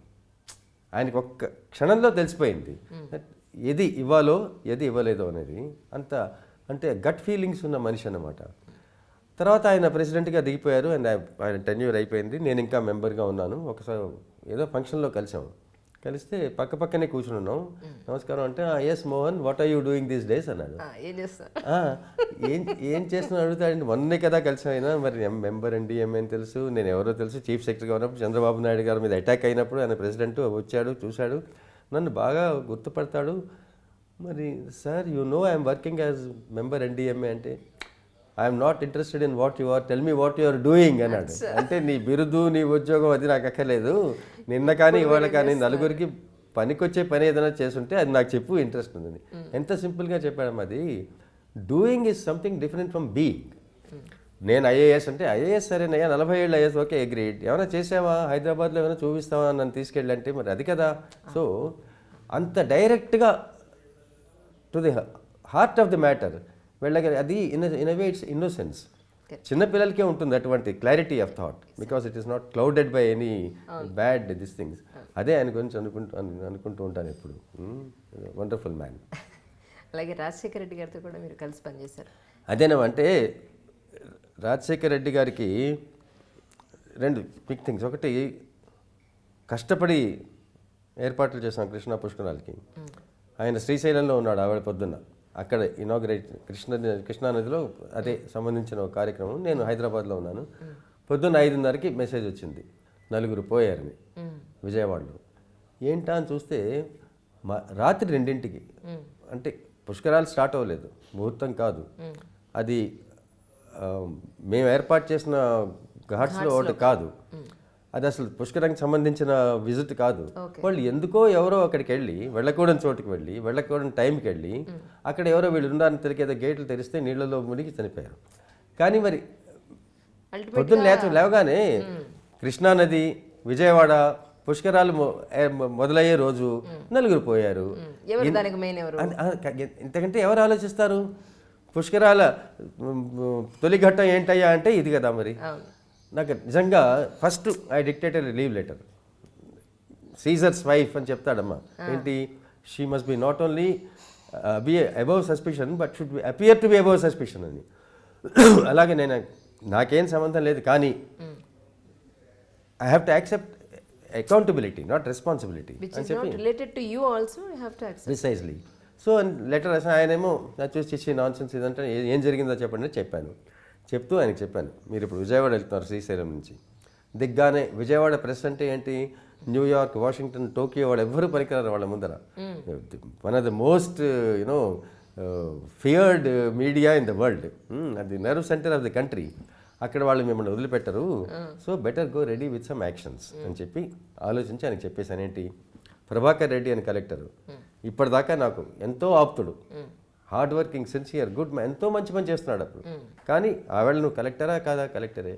కలెక్టర్కి బాధ్యత లేకపోవచ్చు, జవాబుదారీ ఉందా లేదా? ఉంది కదా. మరి కలెక్టర్ని ఫస్ట్ సెలవు పెట్టమని చెప్పండి చెప్పాను. రెండోది, సూపరింటెండెంట్ ఇంజనీర్ రాజు అని పగలు రాత్రి అని తేడా తెలియకుండా పనిచేశాడమ్మా. సిన్సియరెస్ట్ హార్డ్ వర్క్ చేసి బ్రహ్మాండమైన ఏర్పాట్లు చేశాడు. కానీ నువ్వు on the spot superintendent engineer కదా, మరి అది కూడా బ్లేమ్ వస్తుంది. అతన్ని సస్పెండ్ చేసాం. అయ్యో, మున్సిపల్ పోలీస్ కమిషనర్ విజయవాడ అతనికి ఎటువంటి తప్పు చేయలేదు, ఏర్పాట్లు పగ్గడబందీగా చేశాడు. బట్ చెప్పుకోవాలి కదా ప్రజలకి, అతన్ని ట్రాన్స్ఫర్ చేశాను. Accountable, not answerable. Accountability indirectly. So transfer చేసామని ఎవరు ఏది అడగకుండా ఫస్ట్ ఈ 3 చెప్తూ మీరు హెలికాప్టర్లో దిగండి అని చెప్పాను. ఆయన దిగాను, ఏంటయ్యా చూసి మీకు తెలుసా, అతను సస్పెండ్ చేస్తాను, ఇతను సెలవు పెట్టించేస్తాను, ఈయన ట్రాన్స్ఫర్ చేస్తాను అంటే ఫినిష్డ్. ఎవరు ఏం మాట్లాడలేకపోయారు అంతే. అదేంటి, ఇది అడ్మినిస్ట్రేషన్లో ఇదే మనం ఇందాక మీకు చెప్పాను, ఇష్టం లేని పనులు కొన్ని చేయాల్సి వస్తుంది. ఎందుకంటే ప్రజలకి జవాబుదారీ. మరి నేను అలా అయితే మరి నువ్వేం చేసావంటే నేను మరి సెలవు పెట్టాను, ఆయన ఒప్పుకోలేదు. నేనే కనుక సెలవు పెట్టేస్తుంటే వాళ్ళ ఈ 3 చేయాల్సిన అవసరం ఉండేది. ఈ విషయంలో ఎవరిది తప్పు లేదు, ఎక్కడో జరిగింది, ఎవరికి సంబంధం లేని విషయం. కానీ ప్రజలకి సమాధానం చెప్పుకునే బాధ్యత మనకుంది. అదే కనుక చేయకపోతే వాళ్ళ కోపం వచ్చి ఉంటే, వాళ్ళు ఏదో అడుగుంటే, ఆ ఆవేశంలో ముఖ్యమంత్రి రియాక్ట్ అయ్యి ఉంటే ఏం జరిగేదో, ఇంతకంటే ఎన్నో రెట్లు ప్రమాదం జరిగేది. అది ఆపడానికి ఇది మరి లిమిటెడ్గా చేసామన్నమాట. అలా చేయాల్సి వచ్చింది. దట్స్ అడ్మినిస్ట్రేషన్లో ఒక లెసన్. చంద్రబాబు నాయుడు గారి హయాంలో కూడా పనిచేశారు మీరు? చేశానమ్మా. ఆయనతో మర్చిపోలేని సంఘటన అంటే ఏం చెప్తారు? ముఖ్యంగా ఒకటి, ఆయన పాపం నన్ను, ఏమని సార్ మీరు వచ్చేస్తారా చీఫ్ సెక్రటరీ? నేను ఒకటే చెప్పాను, అయ్యా నన్ను అడగొద్దండి, చెప్పండి. ఎందుకంటే రేపు చీఫ్ సెక్రటరీగా వచ్చి నాకు నచ్చక అప్పుడు దీనికి ఎవరు బాధ్యులు అంటే నాకు నేను బాధ్యుడు అనే ఫీలింగ్ నాకు వద్దు. మీరు అడిగితే వచ్చారనే ఫీలింగ్తో వస్తాను, కానీ నేను కోరుకుని రాను అని చెప్తే రమ్మన్నారు, వచ్చాను. ఎంతోమందిని కాదని నాకు ఇప్పించారు ఆయన పాపం. కానీ ఆయన స్టైల్లో ఆయన వచ్చిన 4 రోజులకి ఏదో అంతా రొటీన్గా జరుగుతున్నాయండి, మనం ఏం చేయలేకపోతున్నాం అండి, బాగోలేదండి ఏదో అంటే నేను చెప్పాను, అయ్యా నేను వచ్చి 4 రోజులు అయింది, మీరు 7 సంవత్సరాల నుంచి ఉన్నారు, నాకు ఉన్నదే నా రెప్యుటేషన్, మోహన్ కందా అంటే ఫలానా అని. నాకు ఉన్న సర్వీస్ 2.5 ఏళ్ళు, జరిగింది 35 ఏళ్ళు. ఆ 35 ఏళ్ళు నాకు ముఖ్యం. 2.5 ఏళ్ళు 2 రోజులు అనుకుని రేపే నేను సెలవు పెట్టి లేకపోతే రిజైన్ చేసి వెళ్ళిపోతాను, మీరు ఇలా మాట్లాడడం మాత్రం నాతో మాట్లాడకూడదని చెప్పాను. వారం రోజులే అయిందేమో. నా పక్కనే ఇంకో సీనియర్ అధికారి ఇప్పటికీ ఉన్నాడు విజయవాడలో, ఆయన రిటైర్ అయ్యి వేరే, ఆయన కూడా ఏదో అన్నాడికి ఆయన ఉద్దేశం ఉంది కాదు, వెంటనే ఆయన చదువుకుని లేదండి నేను ఏదో అలా అన్నానంటే, దాని తర్వాత ఆయనకి నాకు ఎటువంటి ప్రాబ్లం లేకపోయింది. కానీ ఎంత ముక్కుసూటిగా కుండ బదులు కొట్టినట్టుంటే లా అండ్ ఆర్డర్ అంటే లూప్ లైన్ లో వేసేస్తారు అలా కదమ్మా, ఉంటారు కదా, మీరు మాత్రం లూప్ లైన్ లో వేస్తే ఏమైందో మీకు చెప్పాను కదమ్మా, ఫిషరీస్ కార్పొరేషన్. అది అటువంటిది మనకి you enjoy where you are. Exactly, మనకి ఎంజాయ్ చేయాలి అనే పట్టుదల ఉంటే ఎవరేం చేస్తారు. చాలా బాగుంది. అలాగే మరి ఒక జ్యోతిష్యుడు మీకు ఎక్కడ పోస్టింగ్ వస్తుందో ముందే? అవునమ్మా, అది ఉంటుంది కదా. ఫస్ట్ పోస్టింగ్ సబ్ కలెక్టరు, రాజమండ్రిలో గోదావరి ఉంది, విజయవాడలో కృష్ణానది ఉంది, మదనపల్లిలో బ్రహ్మాండమైన బంగ్లా ఉంది, మరి నర్సీపట్నంలో కలెక్టర్కి దూరంగా ఉంటుంది, మరో చోట విజయనగరంలో ఎంతో పెద్ద లార్జెస్ట్ సబ్ డివిజన్, ఏదొస్తుందా అని ఊహించుకుంటూ కలలు కంటూ ఉండేవాళ్ళం. సో మా అమ్మ ఎవరో చెప్తే జ్యోతిష్ దగ్గరికి వెళ్తే మంచి నది పక్కనే పోస్టింగ్ వస్తుందా అని చెప్పాడు. మరి నది అంటే ముఖ్యంగా మరి కృష్ణా గోదావరి మనకి, అదైతే విజయవాడ, ఇది రాజమండ్రి, వెరీ గుడ్ అనుకుంటుంటే ఒంగోలు వచ్చిందమ్మా. అప్పుడు మ్యాప్ తెచ్చి వెతుకున్నా ఇక్కడ నది ఏదంటే గుండకమ్మ అని, అక్కడ కూడా ఒక నది ఉంది అనమాట. అక్కడేంటి కొత్త జిల్లా, సబ్ కలెక్టర్ బంగ్లా కలెక్టర్ది అయిపోయింది, సబ్ కలెక్టర్ ఆఫీస్ కలెక్టర్ది అయిపోయింది, అన్ని అద్దెంట్లో ఆఫీసు, అద్దెంట్లో ఇల్లు, అలా సబ్ కలెక్టర్గా స్టార్ట్ అయింది అనమాట. అసిస్టెంట్ కలెక్టర్గా కూడా ఒక బూత్ బంగ్లో స్విమ్మింగ్ పూల్లో ఉండేవాళ్ళం సిఎస్ శాస్త్రి గారి హయాంలో కలెక్టర్గా ఉన్నప్పుడు. ఈ రోజుల్లో అసిస్టెంట్ కలెక్టర్స్కి కార్లు ఇళ్ళు అన్నీ ఉన్నాయి. అది స్విమ్మింగ్ పూల్కి అడ్జాయినింగ్ ఒక చేంజింగ్ రూమ్ అది ఉండేది. అందులో గబ్బిలాలు దెయ్యాలు కూడా ఉండేవని చెప్తూ ఉండేవారు. అందులో మా హనీమూన్ అనమాట. అదే జరిగింది మరి. సరే, సర్వీస్లో ఇవన్నీ మరి జరుగుతాయి. మసూరిలో గుర్రపు స్వారీ అనుభవాలు చెప్పండి. అదేనమ్మా, అంటే ఎంతైనా సరే నాకు ఆ ధైర్యం తక్కువని కాదు, నాకెందుకు ఆ గుర్రాలకి నాకు అది కొంతన కుదరలేదమ్మా. అన్ని మొత్తానికి ఏదో ఇన్ఫ్యాక్ట్ ఫైనల్ పరీక్షలో కూడా ఆ జంప్ చేయాలి హర్డిల్, గుర్రం దాటేసింది, నేను ఉండిపోయాను. సో నేను ఇక్కడ కింద పడిపోయాను అనమాట. మళ్ళీ ఇంకొకసారి రౌండ్కి వచ్చి ఏదో మొత్తానికి గెలిచామనిపించుకున్నాం. అందులో ముఖ్యంగా మొన్న మమ్మల్ని అందరినీ 2018లో మాకు 50 ఏళ్ళు పూర్తయింది సర్వీస్ జాయిన్ అయ్యి. మమ్మల్ని పిలిస్తే వాళ్ళకి ఇదే కథ చెప్పాను. ఏంటి, గుర్రం స్వారీ చేస్తూ ఏదో వీరోచితంగా 4 దెబ్బలు తిన్నా కాస్త నలుగురు శభాష్ అంటారు, పాపం బాధ సింపతి ఉంటుంది. నేనేమో బయట నుంచుని ఏం జరుగుతున్నారో నా టర్న్ కోసం వెయిట్ చేస్తున్నాను అనమాట. అప్పుడు అందరూ చెప్తారు గుర్రానికి వెనకాల నుంచోవద్దని. అది మరి కొత్త కదమ్మా, అదేదో చూస్తున్నాం అంతే. అది బయట నుంచి చూస్తూనే టప్ అని కొట్టింది. ఆ డాక్టర్ ఏమో అడిగాడు, ఏమయ్యా ఏ గుర్రం ఏంటని. నాకు తెలిసి అది తన్నింది, దాని మీద ఎక్కలేదని చెప్పింది. అలాగా మనకి కొన్ని రికార్డులు ఉంటాయన్నమాట జీవితంలో. సో రికార్డ్స్లో ఇది కూడా మరి అంతే కదమ్మా, మరి తప్పకుండాను. అంటే ఇన్నేళ్ల మీ సర్వీస్లో కానీ మీ ట్రైనింగ్లో కానీ మర్చిపోలేని సంఘటన అంటే ఏం చెప్తారు? అది సంతోషకరం అవనివ్వండి, బాధాకరం అవనివ్వండి. సో ఇప్పటి వరకు బాధాకరమైంది చెప్పాను కదమ్మా, కృష్ణా నదిలో వాళ్ళు పొద్దున్నే జరగడం ఇప్పటికీ నాకు ఎటువంటి బాధ్యత లేదని తెలుసు, కానీ ఎప్పుడు నేను బాధ్యత వహించాల్సి వచ్చింది. తప్పకుండా. ఓకే, సరే. సరే, సంతోషకరమైన వార్త అంటే తప్పకుండా ఇప్పుడు మేము నేషనల్ డిజాస్టర్ మేనేజ్మెంట్ అథారిటీలో అంతా కాగితాలు, కళాలు, బల్లలు, కుర్చీలు అంతా తప్ప అప్పుడేం లేదు. 2005లో 13 ఏళ్ల క్రితం చీఫ్ సెక్రటరీగా రిటైర్ అయిపోయాక వెళ్ళి జాయిన్ అయినప్పుడు, మరి నిన్న రాజమండ్రిలో వెళ్ళి విశాఖపట్నంలో సైక్లోన్ వార్నింగ్ స్టేషన్కి వెళ్ళి చూస్తే అప్పుడు మేము అనుకున్నవన్నీ ఎలా జరుగుతున్నాయి. తర్వాత హుద్హుద్లో అది మేము దెబ్బలాడి పోరాటం చేసి ఐఎండీకి స్ట్రెంగ్త్ ఇవ్వాలని చెప్పి, ఎక్విప్మెంట్ ఇవ్వాలని చెప్పి, ట్రైనింగ్ ఇవ్వాలని చెప్పి, నిధులు ఇవ్వాలని చెప్పి మేము చేసిన కృషి వల్ల, వాళ్ళకి ఇచ్చిన ఎక్స్ట్రా బలం వల్ల ఇంత క్రితం ఏం జరిగేది, రేపే సైక్లోన్ వస్తుందని చెప్పేవారు. ఒక్క రోజులో మనం ఏం చేస్తాం, పోనీ ఆల్ రైట్ రెడీ అవుతాను, ఎక్కడ వస్తుందని అంటే కల్కటాకి చెన్నైకి మధ్యలో ఎక్కడైనా రావచ్చు అని చెప్తే, అంత దూరంలో ఒక్క రోజులో ఏం చేస్తాం. కానీ హుద్హుద్కి వారం రోజులు ముందర, అది కూడా విశాఖపట్నంలో గ్యారంటీగా వస్తుంది అని చెప్పి. అంటే అంత టైం తోటి, అంత టెక్నాలజీ వల్ల ఏరియా తగ్గి మనకి గడువు పెరిగితే అంతకంటే ఏం కావాలి.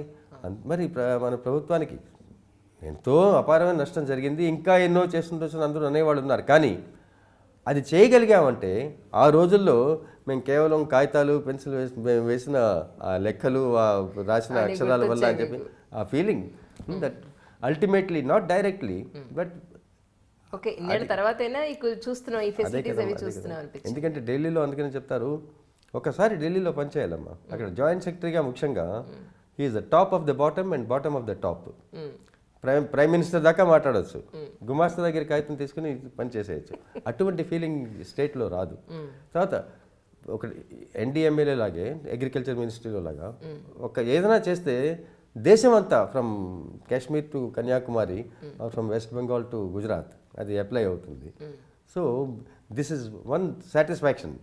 సర్వీస్లో ఉన్నప్పుడు కూడా చిన్న ఉంటాయి. ఇప్పుడు పబ్లిక్ గార్డెన్స్ ఎదురకుండా హాకా అనే బిల్డింగ్ ఉంది, అది పూర్తిగా ప్రభుత్వం నుంచి కానీ ఎడకుండా ది బ్యూటిఫుల్ ల్యాండ్. తిరుపతి దేవస్థానం వాళ్ళు, గవర్నమెంట్ ఆఫ్ ఇండియా వాళ్ళు, ఆల్ ఇండియా రేడియో వాళ్ళు తీసేసుకుందాం అనుకుంటూ ఉంటుంది. హాకా ల్యాండ్ అనమాట. ప్రభుత్వాన్ని అడిగితే పొలిటిసైజ్ అయిపోతుంది, సీఎంకి వెళ్తుంది, ఆయన మీద ఎక్కడి నుంచి ఒత్తిళ్ళు రావచ్చు. ఏమవుతుంది, మాధవరావు గారు నాకు ప్రిన్సిపల్ సెక్రటరీ, అబ్బాయి నువ్వు కోఆపరేటివ్ రిజిస్ట్రార్ కదా, నీ దగ్గర సంస్థలు ఉన్నాయి కదా, అందరి దగ్గర డబ్బులు కలెక్ట్ చేసి ఎవరికి చెప్పకుండా గప్ చిప్పుని కట్టేసాయి అన్నాడు. అంతే, ఓ 2 కోట్లు ఆ రోజుల్లో. ఎవరికి ఏం తెలియకుండా మాలో మేము అది పోగు చేసుకుని ఓకే. ఒక శాంక్షన్ చేయించి కట్టేసాం. ఇప్పటిదాకా ఉంది. చాలా వికృతంగా ఉంటుంది భవనం, అది వేరే సంగతి. ఆర్కిటెక్ట్ మీరు అలా తయారు చేశారు. కానీ ఏం చేసామంటే బాబు గట్టిగా చూడకండి, కానీ మరి దాని రూపురేఖల గురించి అడగొద్దు, చేసింది మాత్రం నేనని చెప్పుకోవచ్చు. సో అటువంటి some pleasures are there in life. LV Prasad గారితో పరిచయం అది ఎలా జరిగిందండి? అదే మా చిన్నతనం కదా. పెంపుడు కొడుకైన సినిమా, ఆ సినిమాలో ఆకలేసి తల్లి ఉండదు, తండ్రి కూలి చేసుకుందుకు వెళ్తే ఇంట్లో ఏం లేక ఆకలేసి ఎవరో చెప్తే అడుక్కుందుకు వెళ్తాడు కుర్రాడు. ఓకే. బస్ స్టాండ్లో అడుక్కుంటూ ఉంటే తండ్రి చూస్తాడు, చూసి కోపం వచ్చి ఇంటికి తీసుకొచ్చి కొడతాడు. ఎల్వి ప్రసాద్ గారు నాకు తండ్రి రోల్ అనమాట. చాలా రిహార్సల్స్ వేశాం. ఆయన ఊరికే కొట్టినట్లా అంటాడు, అలా చప్పుడు అవుతుంది, కానీ షార్ట్ తీసుకుంటే టప్పని తగిలిద్ది. నాకెంత 6 ఏళ్ళు. అంతే, నన్ను కొడతావా అని చెప్పి లేచి ఇంటికి వచ్చాను. 4 రోజులు షూటింగ్కి వెళ్ళలేదమ్మా. ఆయన పాపం ఎల్వి ప్రసాద్ గారు పెద్ద ఆయన రోజు వచ్చి చివరికి ట్రేడ్ అని ఒక గేమ్ ఉండేది, అదొకటి తీసుకొచ్చి ఇచ్చి ఏదో స్వీట్స్ తీసుకొచ్చి ఇస్తే అప్పుడు వెళ్ళామన్నమాట. సినిమాల్లో అసలు జాయిన్ అయింది మనోహర సినిమా 1952లో. తీసేవాళ్ళు ఎందుకో హిమాలయ కూల్ డ్రింక్స్ అని లజ్ కార్నర్లో ఉండే చెన్నైలో. అక్కడ ఇప్పుడు మీరు ఇందాక అన్నారు కదా, ఇలాగే మాట్లాడుతుండేవాడిని నాన్ స్టాప్. చూసి ఎవరో ఇతను కుర్రాడు బాగున్నాడని, ఏమయ్యా నువ్వు సినిమాల్లో యాక్ట్ చేస్తావన్నారు. సరేనండి అన్నాను. మరి అయితే పద మీ అమ్మా నాన్న, అమ్మా నాన్న అడిగే ప్రశ్న ముందర మీరు డిసైడ్ చేసుకోండి. ఫస్ట్ మీకు ఏమైనా కావాల్స్తే చేయండి, తర్వాత అంటే తీసుకెళ్లారు. అదేదో టెస్ట్ ఇలాగే ఆడిషన్ బాగుందనక I said now let us go home. అప్పుడు మా నాన్నగారిని అడిగితే మళ్ళీ భయం. మా అమ్మ 1-2 ఏళ్ళు ఆయనకి తెలియదు అసలు నేను సినిమాలో యాక్ట్ చేస్తున్నాను. ఆవిడకి ఇంట్రెస్ట్, అది చేస్తాం అనమాట. Brothers sisters? ఒక బ్రదర్ అమ్మ ఈ ఊళ్ళోనే ఉంటారు, ఆయన 86 ఏళ్ళు. మా నాన్నగారు 90% నాకు ఇంగ్లీష్ నేర్పిస్తే ఆ మిగతా 10% ఆయన, ఎంత నాది 0 కంట్రిబ్యూషన్. తెలివితేటలైనా అంతే కూడా. ఆయన అసలు నేనంటే నేను ఇంత ప్రయోజకమని చెప్పి ఆయనకి ఇప్పటికీ ఆశ్చర్యమే. ఎందుకంటే ఆయనకి నా మీద నమ్మకం లేదు అసలు. నేను చీఫ్ సెక్రటరీగా ఉండగా ఒకసారి వెళ్ళాను కలవడానికి. వెళ్ళాను, మాట్లాడాను. వచ్చేస్తుంటే తలుపు దాకా వచ్చి, ఒరేయ్ ఇంత మరీ ఎక్కువగా ఖాళీ లేనప్పుడు మళ్ళీ రా అని చెప్పాడు. అని ఇంత బోర్ కొట్టకని. అలాగే ఆయన పాపం ఆయన ఇక్కడే ఉంటాడు. మా సిస్టర్ సీతారాం యేచూరీస్ మదర్ అమ్మ కల్పకం యేచూరి అని all India women's conference member. చిన్నప్పుడు బ్రహ్మాండమైన dancer. She gave up at the age of 14. She lives in Delhi now. మా బ్రదర్లో యేచూరి గారు అని చెప్పి సీతారామ్స్ ఫాదర్. సరే వాళ్ళిద్దరూ సీతారాం యేచూరి అండ్ శంకర్ యేచూరి వాళ్ళ పిల్లలు, వీళ్ళ పిల్లలు. అది మా ఫ్యామిలీ. ఇప్పుడు అంటే మీ తర్వాత మళ్ళీ మీ ఫ్యామిలీలో మీ పిల్లలు ఎవరు ఇటు సైడ్ రాలేదండి? లేదు, అసలు వాళ్ళకి ఆ ఐడియావే రాలేదు. మా అమ్మాయి ట్రై చేసింది, దానికి సమయం ఇంట్రెస్ట్ లేకపోయింది.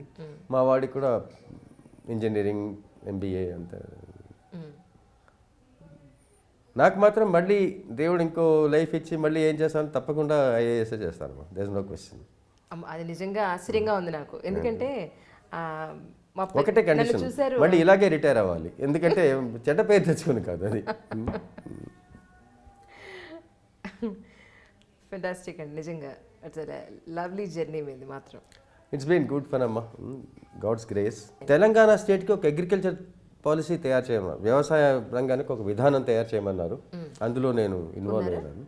నా ఇందాక అడిగారు కదా ఏం చేస్తున్నా, కోరికలు తీసుకుంటా అని చెప్పాను. ఇదో కోరిక మిగిలిపోయింది. రైతులు ఆత్మహత్య చేసుకుంటున్నారంటే మనం చేయాల్సింది వాళ్ళకి చేయకపోవడమే కాదు, మనం చేయకూడదు కూడా చాలా చేసి ఆ పాపం కూడా మనకి ఉందమ్మా. ఈ రుణమాఫీ ఇవన్నీ అస్సలు చేయకూడని తప్పులు ఇవి. కనుక ఒకసారి ప్రపంచం అంతటికి కడుపు నిండా నా కోరిక తీరేటట్టు ఇవన్నీ చేస్తే బాగుంటుంది, ఇవి చేయకపోతే బాగుంటుందని చెప్పుకునే అవకాశం ఒకటి వచ్చింది ఈ తెలంగాణ వ్యవసాయ విధానం ద్వారా. అది thanks to the governments help I'm able to do that.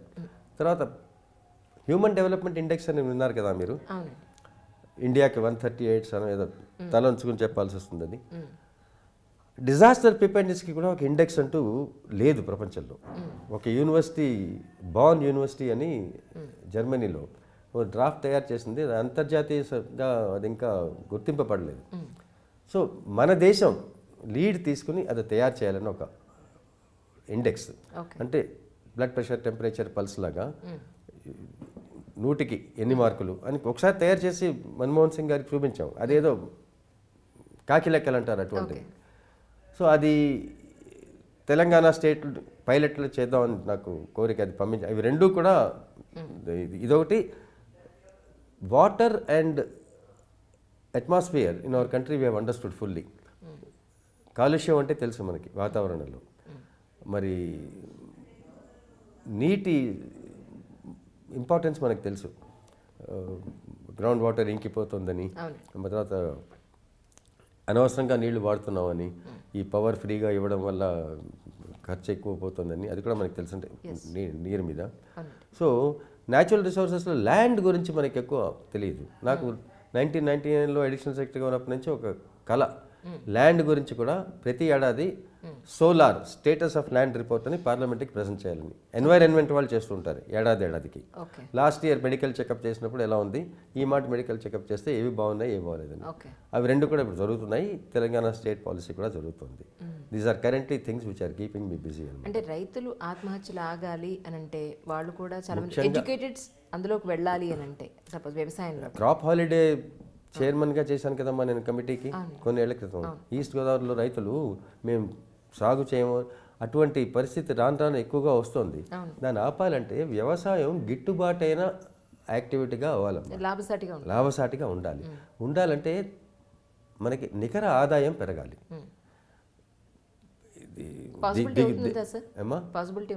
అయ్యో ఎందుకు జరగదమ్మా, ఇజ్రాయెల్ వెళ్ళి చూడండి, వాళ్ళకి చుక్క నీళ్లు లేవు, వాళ్ళకి వ్యవసాయమే ఆధారంగా బతుకుతుంది. ఆ దేశం మనకేం తక్కువ సార్, మన దేశానికి ఏం తక్కువ? ఏం లేదు, చెప్పాను కదా ABC. అదే మరి చిత్తశుద్ధితో పని చేయని రాజకీయ నాయకులు ఒక్కటే మనకు లోటు. అంటే వాళ్ళకి కూడా చిత్తశుద్ధి లేక కాదమ్మా, అడగలేకో లేకపోతే అడిగితే చెప్పేవాళ్ళు లేకపోతే. కానీ ఎందుకంటే స్వచ్ఛ భారత్ అంటే అందరం చీపుళ్ళు పట్టుకుని బయలుదేరాం కదా, అదే no baby will die before the age of 2 in our country అని ప్రధానమంత్రి అంటే మనం చేయమమ్మా, ఎందుకు చేయం? హైదరాబాద్లో పిల్లలు అమ్మకం పూర్తిగా నశించాలి అంటే చేయలేమమ్మా, ఆ మాత్రం మనం ఆపలేమా? ఎందుకు చేయలేము? డ్రింకింగ్ వాటర్ లేని విలేజ్ ఉండకూడదు అంటే చేయలేమా? స్త్రీలని గౌరవంగా చూడాలంటే మనం చూడలేమా? మరి ఇవన్నీ ముందర చేయాలా? మరి అన్ని దేశాలతోనూ దౌత్య సంబంధాలు పెంచుకోవాలి, అంటార్క్టికా వెళ్ళాలి, మరి వీనస్ వెళ్ళాలి, ఏషియన్ గేమ్స్ చేయాలి అంటే మరి ఏదైనా చేయొచ్చు, మీ ఇష్టం. కొత్త రాజధాని కట్టుకోవాలి, ఎన్నో రకాలు ఉంటాయి. మరి సెక్రటేరియట్ మార్చేసేయాలి, అన్నీ చేసుకోవచ్చు. ఎవరు చేసే పనిలో ఎటువంటి దానికి నాకు అభ్యంతరం లేదమ్మా, ముందర ఏది చేస్తారు అది. ఎందుకంటే when India in the year 2018 when children are dying before the age of 2, అది ఆపలేకుండా ఇంకో పని ఏదైనా చేసే అధికారం ఎవరికైనా ఉందమ్మా? ప్రజలకి ముందర మనం జవాబు చెప్పుకోవాలంటే ఇది ఆపాలా లేదా, అది అంతకంటే ఏం లేదు. So most important thing is priorities. రైతు ఆత్మహత్యలు కూడా అతనికి ఆదాయం పెరగాలంటే ఎన్నో చాలా సింపుల్ మెథడ్స్ ఉన్నాయి. అవి నేను చెప్పగలిగే వాళ్ళను చెప్తూనే కొంచెం జరుగుతున్నాయి. ఎవరు ఏం చేయలేదని మాత్రం అనడానికి తప్పే మీరే లేదమ్మా. ఆంధ్రప్రదేశ్ ప్రభుత్వం, తెలంగాణ ప్రభుత్వం, మోదీ గారి ప్రభుత్వంలో బ్రహ్మాండమైన కనీ విని ఎరగని అద్భుతమైన మార్పులు ఎన్నో జరిగాయి, ఉన్నాయి. కానీ కాస్త మనం ఇల్లు సర్దుకొని ఆర్గనైజ్ అయిపోయి ప్రయారిటీస్ పెట్టుకుని ముందర ఇది తర్వాత ఇది చేసుకుంటే ఈ ఉన్న కొద్ది టైంలో కూడా సరిగ్గా చేసుకోవచ్చు అని నా ఆశ. అంతే. అంటే మోహన్ కింద ఐఏఎస్ అని అనగానే ఎవరైనా సరే అందరూ చెప్పేదంటే చాలా మంచి మనిషి, నిస్వార్థంగా ఉంటారు ఆయన, చాలా ఏమంటారు మనసా వాచా కర్మణ పనిచేస్తారు అనే ఒక మంచి పేరైతే మీరు సంపాదించుకున్నారు సార్. నీకు చెప్పనా, పీజీ ఓడోస్ పుస్తకంలో this bread is tasting very nice అంటే ఆ బ్రెడ్ కంపెనీ పేరు ఏదో ఉంటుందమ్మా. They are the best people in the country అంటుంది. అంటే చాలా మంచివాళ్ళు. వాళ్ళ మంచితనం గురించి నేను అడగలేదు, రొట్టి బాగుంటుందా లేదా అని అడుగుతాను చెప్పి. అందుకని ఎందుకంటే ఏమీ చేయలే పనికిరాని వాళ్ళు కూడా మంచి వాళ్ళే అంటారమ్మా. అలా అటువంటి మంచితనం కాకపోతే చాలు. ఈ మధ్యనే హన్స్ ఇండియాకి చాలా ఆర్టికల్స్ రాస్తున్నారమ్మా, 2 ఏళ్ళ నుంచి 150 వచ్చేసాయి. అందులో కూడా రాశాను, 70 ఏళ్ళు అయిపోయింది మన ప్రభుత్వం వచ్చి. కొందరు చెప్తారు 50 ఏళ్ళు వచ్చాక నీ మొహం ఎలా ఉంటుందో అద్దంలో చూసుకుంటే అంటే నీ ఊరు మంచిదా అంటే నీ ఊరు మంచిదా అంటే నీ నోరు మంచిదా అంటారంటే అలాగా నువ్వు చేసిన పనులు బట్టి నీ మొహం ఉంటుంది. Good habits, good living, good thinking ఉంటే you will see good face. లేకపోతే మరి ఇంకోలా ఉంటుంది. మరి భారతదేశానికి 70 ఏళ్ళు వచ్చాయి, చూసుకుంటే మొహం బాగానే ఉంటుంది, కొంచెం ముడతలు పడతాయి మరి 70 ఏళ్ళు వచ్చాక. కాస్త అబ్బా అనిపిస్తుంది కొంచెం, అంటే విచారం మరి నవ్వుతుంటే, ఎందుకంటే కొన్ని పనులు చేయలేదని, కానీ ఎన్నో పనులు చేశానన్న గర్వం కూడా కనిపిస్తుంది. అందులో ఇన్నేళ్ల తర్వాతైనా కేంద్ర ప్రభుత్వం బాధ్యత ఏంటి, రాష్ట్ర ప్రభుత్వాల బాధ్యత ఏంటి, వీళ్ళేం చేయాలి వాళ్ళేం చేయాలి అన్న ఆ మాత్రం ప్రిలిమినరీ అండర్స్టాండింగ్ కూడా ఇంకా రాకపోవడం చాలా విచారకరం. ఎందుకంటే నిధులు అనేవి రాష్ట్రాల దగ్గర లేవు, విధులు అనేవి ఉన్నాయి. మరి పంచాయతీరాజ్కి అన్నీ ఇచ్చేసామన్నారు, 29 సబ్జెక్టులు అన్నారు, చూస్తే అక్కడ ఏమీ లేదు. ఎందుకంటే వాళ్ళకి కావాల్సిన 3 అందరికీ తెలిసినది, funds, functions, functionaries, funds, 3 F's. 3 లేవు, పేపర్లో మాత్రం 29 ఇచ్చేసామని ఏదో. అలాగా రాష్ట్రాలకు కూడా వ్యవసాయం అనేది, ఇప్పుడు రైతుల గురించి మాట్లాడుకుంటాం కనుక, మ్యాక్రో మేనేజ్మెంట్ అనేది కేంద్ర ప్రభుత్వం చేయాలి.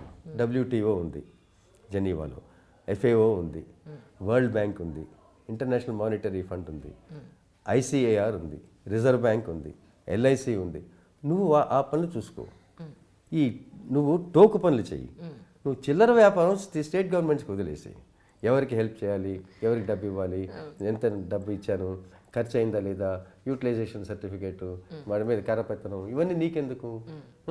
మరి కొన్ని ఇద్దరు కలిసి చేయాల్సి ఉంటాయి. ఆ డివిజన్ ఆఫ్ డ్యూటీస్ ఎలా ఉండాలి అనే దాని మీద నేను పనిచేస్తున్నాను.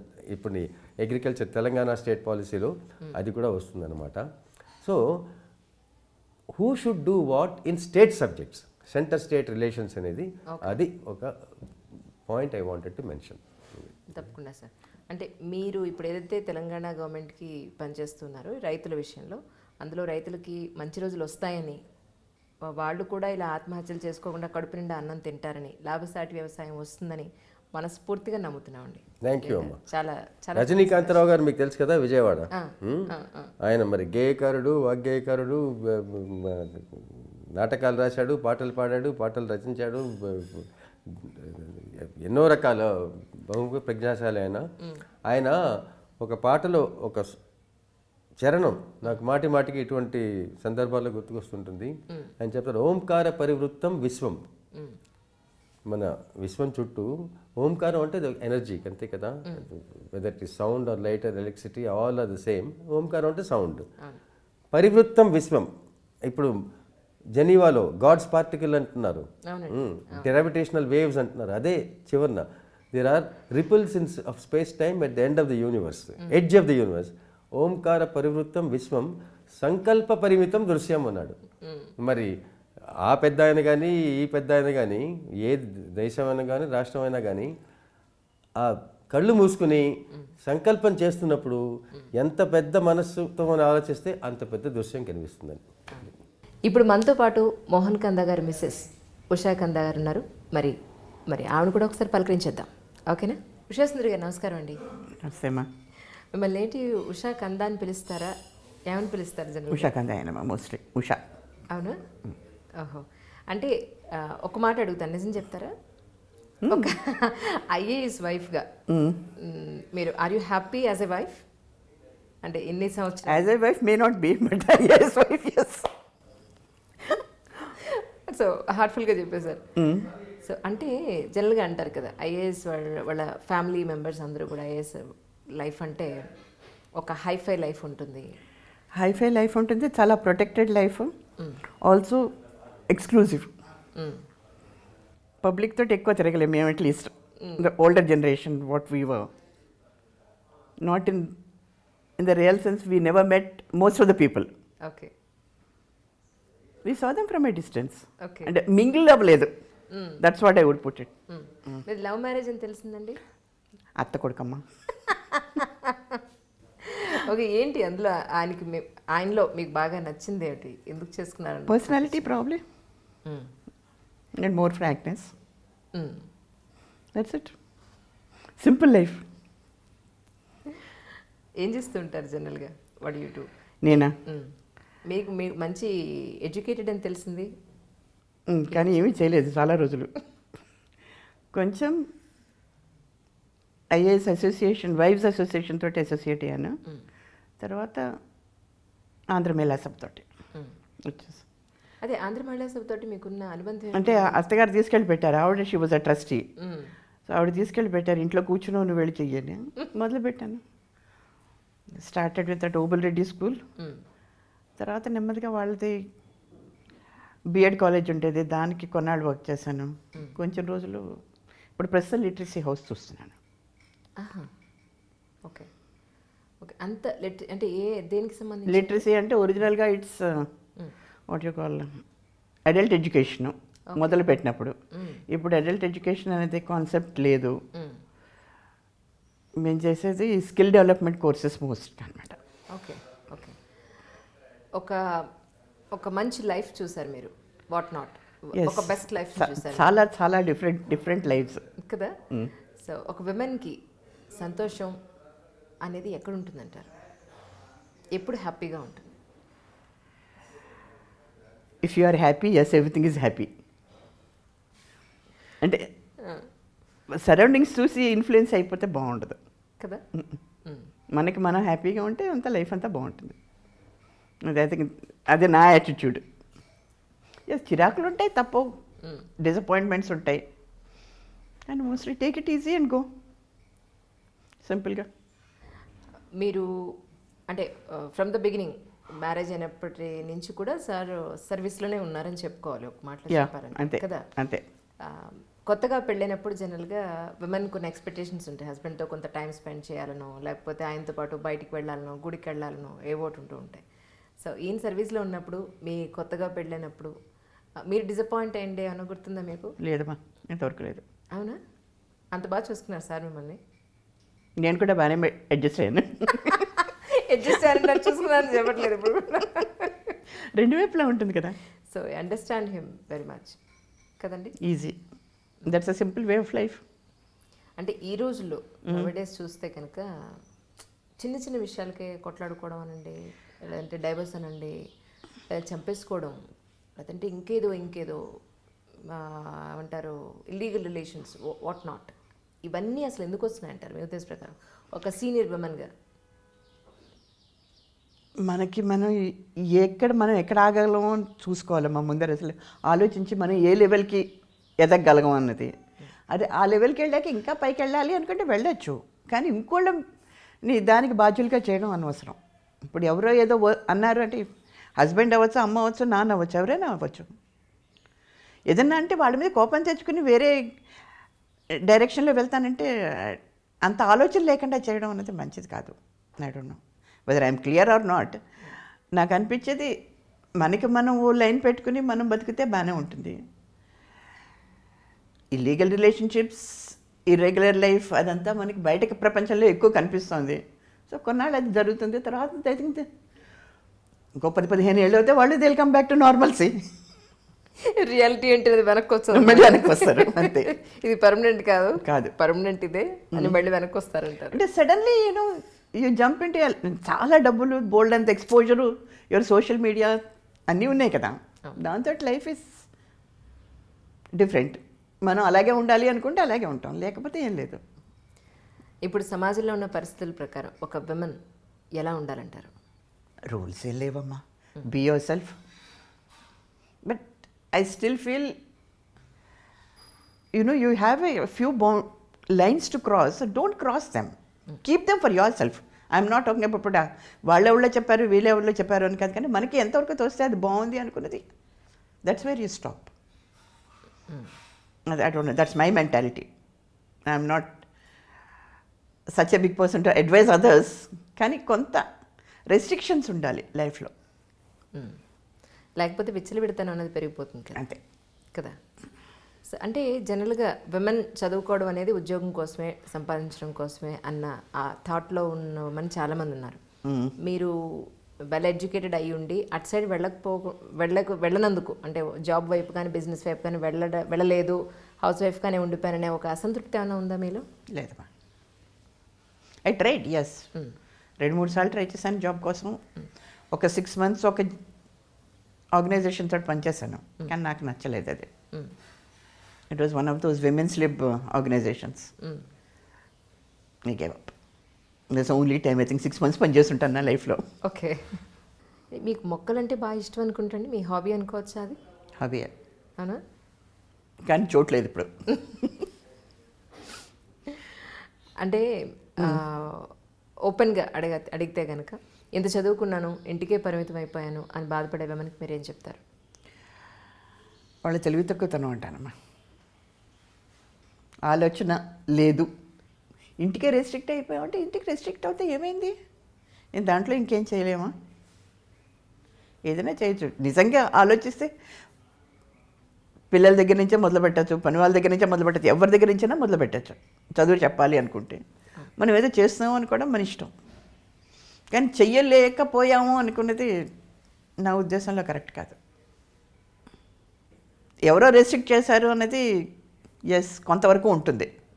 కానీ once you declare yourself that you're independent and you want to do it, nobody can stop you. అది చెయ్యాలనుకుంటే ఎవరు ఆపేవాళ్ళు ఎవరు లేరు. ఎవరు లేరు. కానీ ఒక విధంగా చెప్పాలి అంటే కనుక విమెన్ ఇంటి పని, ఇల్లు అనేది ఒక హౌస్ వైఫ్ అనేది అంత చిన్నతనంగా చూడాల్సిన అవసరం లేదు. లేదమ్మా, చాలా పని ఉంటుంది. చిన్న చూపు చూడాల్సిన అవసరం లేదు. ఎందుకంటే ఒక మన ఇంటిని మనం శుభ్రం చేసుకున్నప్పుడు, లేదా మనం అది నీట్గా పెట్టుకున్నప్పుడు, మన పరిసరాలు నీట్గా పెట్టుకున్నప్పుడు అది సామాజిక బాధ్యత. అలాగే నీ నెక్స్ట్ జనరేషన్, మీ పిల్లల్ని ఎవరైతే నువ్వు పద్ధతిగా పెంచి సమాజానికి మన దేశానికి ఒక మంచి పిల్లల్ని మీరు ఇస్తున్నావు అంటే అసలు చాలా గొప్ప బాధ్యత ఒక తల్లి మీద ఉన్నట్టే కదండి, కాదంటారా? అది కరెక్ట్. అది కానీ ఎంతమంది రియలైజ్ చేస్తారు మనం మన పిల్లలకి ఏం చేస్తాము, మన పక్క వాళ్ళకి ఏం చేస్తాము, అదే మన కోసం మనం ఏం చేసుకున్నాం. ఆలోచన ఉండాలి కొంచెం. తర్వాత చెయ్యగలము అన్న ధైర్యం ఉంటే అవునా చెయ్యొచ్చు. ఇంట్లో కూర్చుని ఏదో చేయలేదు, నేనేదో వంట చేశాను అంటే ఇంటి పని చేశాను కాదు. అవన్నీ చేసిన వాళ్ళే మేము అందరూ. ఇల్లు తుడవడం దగ్గర నుంచి చేసాం మేము అందరం. అది సర్వీస్లో నేను మాట్లాడుతుంది ఇప్పుడు కాదు. అదే మీ ఆనందం కోసం మీరు ఏం చేస్తుంటారు? I read books. నేను ఏదో నిట్టింగ్ అది చేసుకుంటాను. ఇంకా ఇదివరకు అయితే మా అమ్మాయికి బట్టలు కుట్టేదాన్ని, ఇప్పుడు మన వాళ్ళకి కుడుతున్నాను.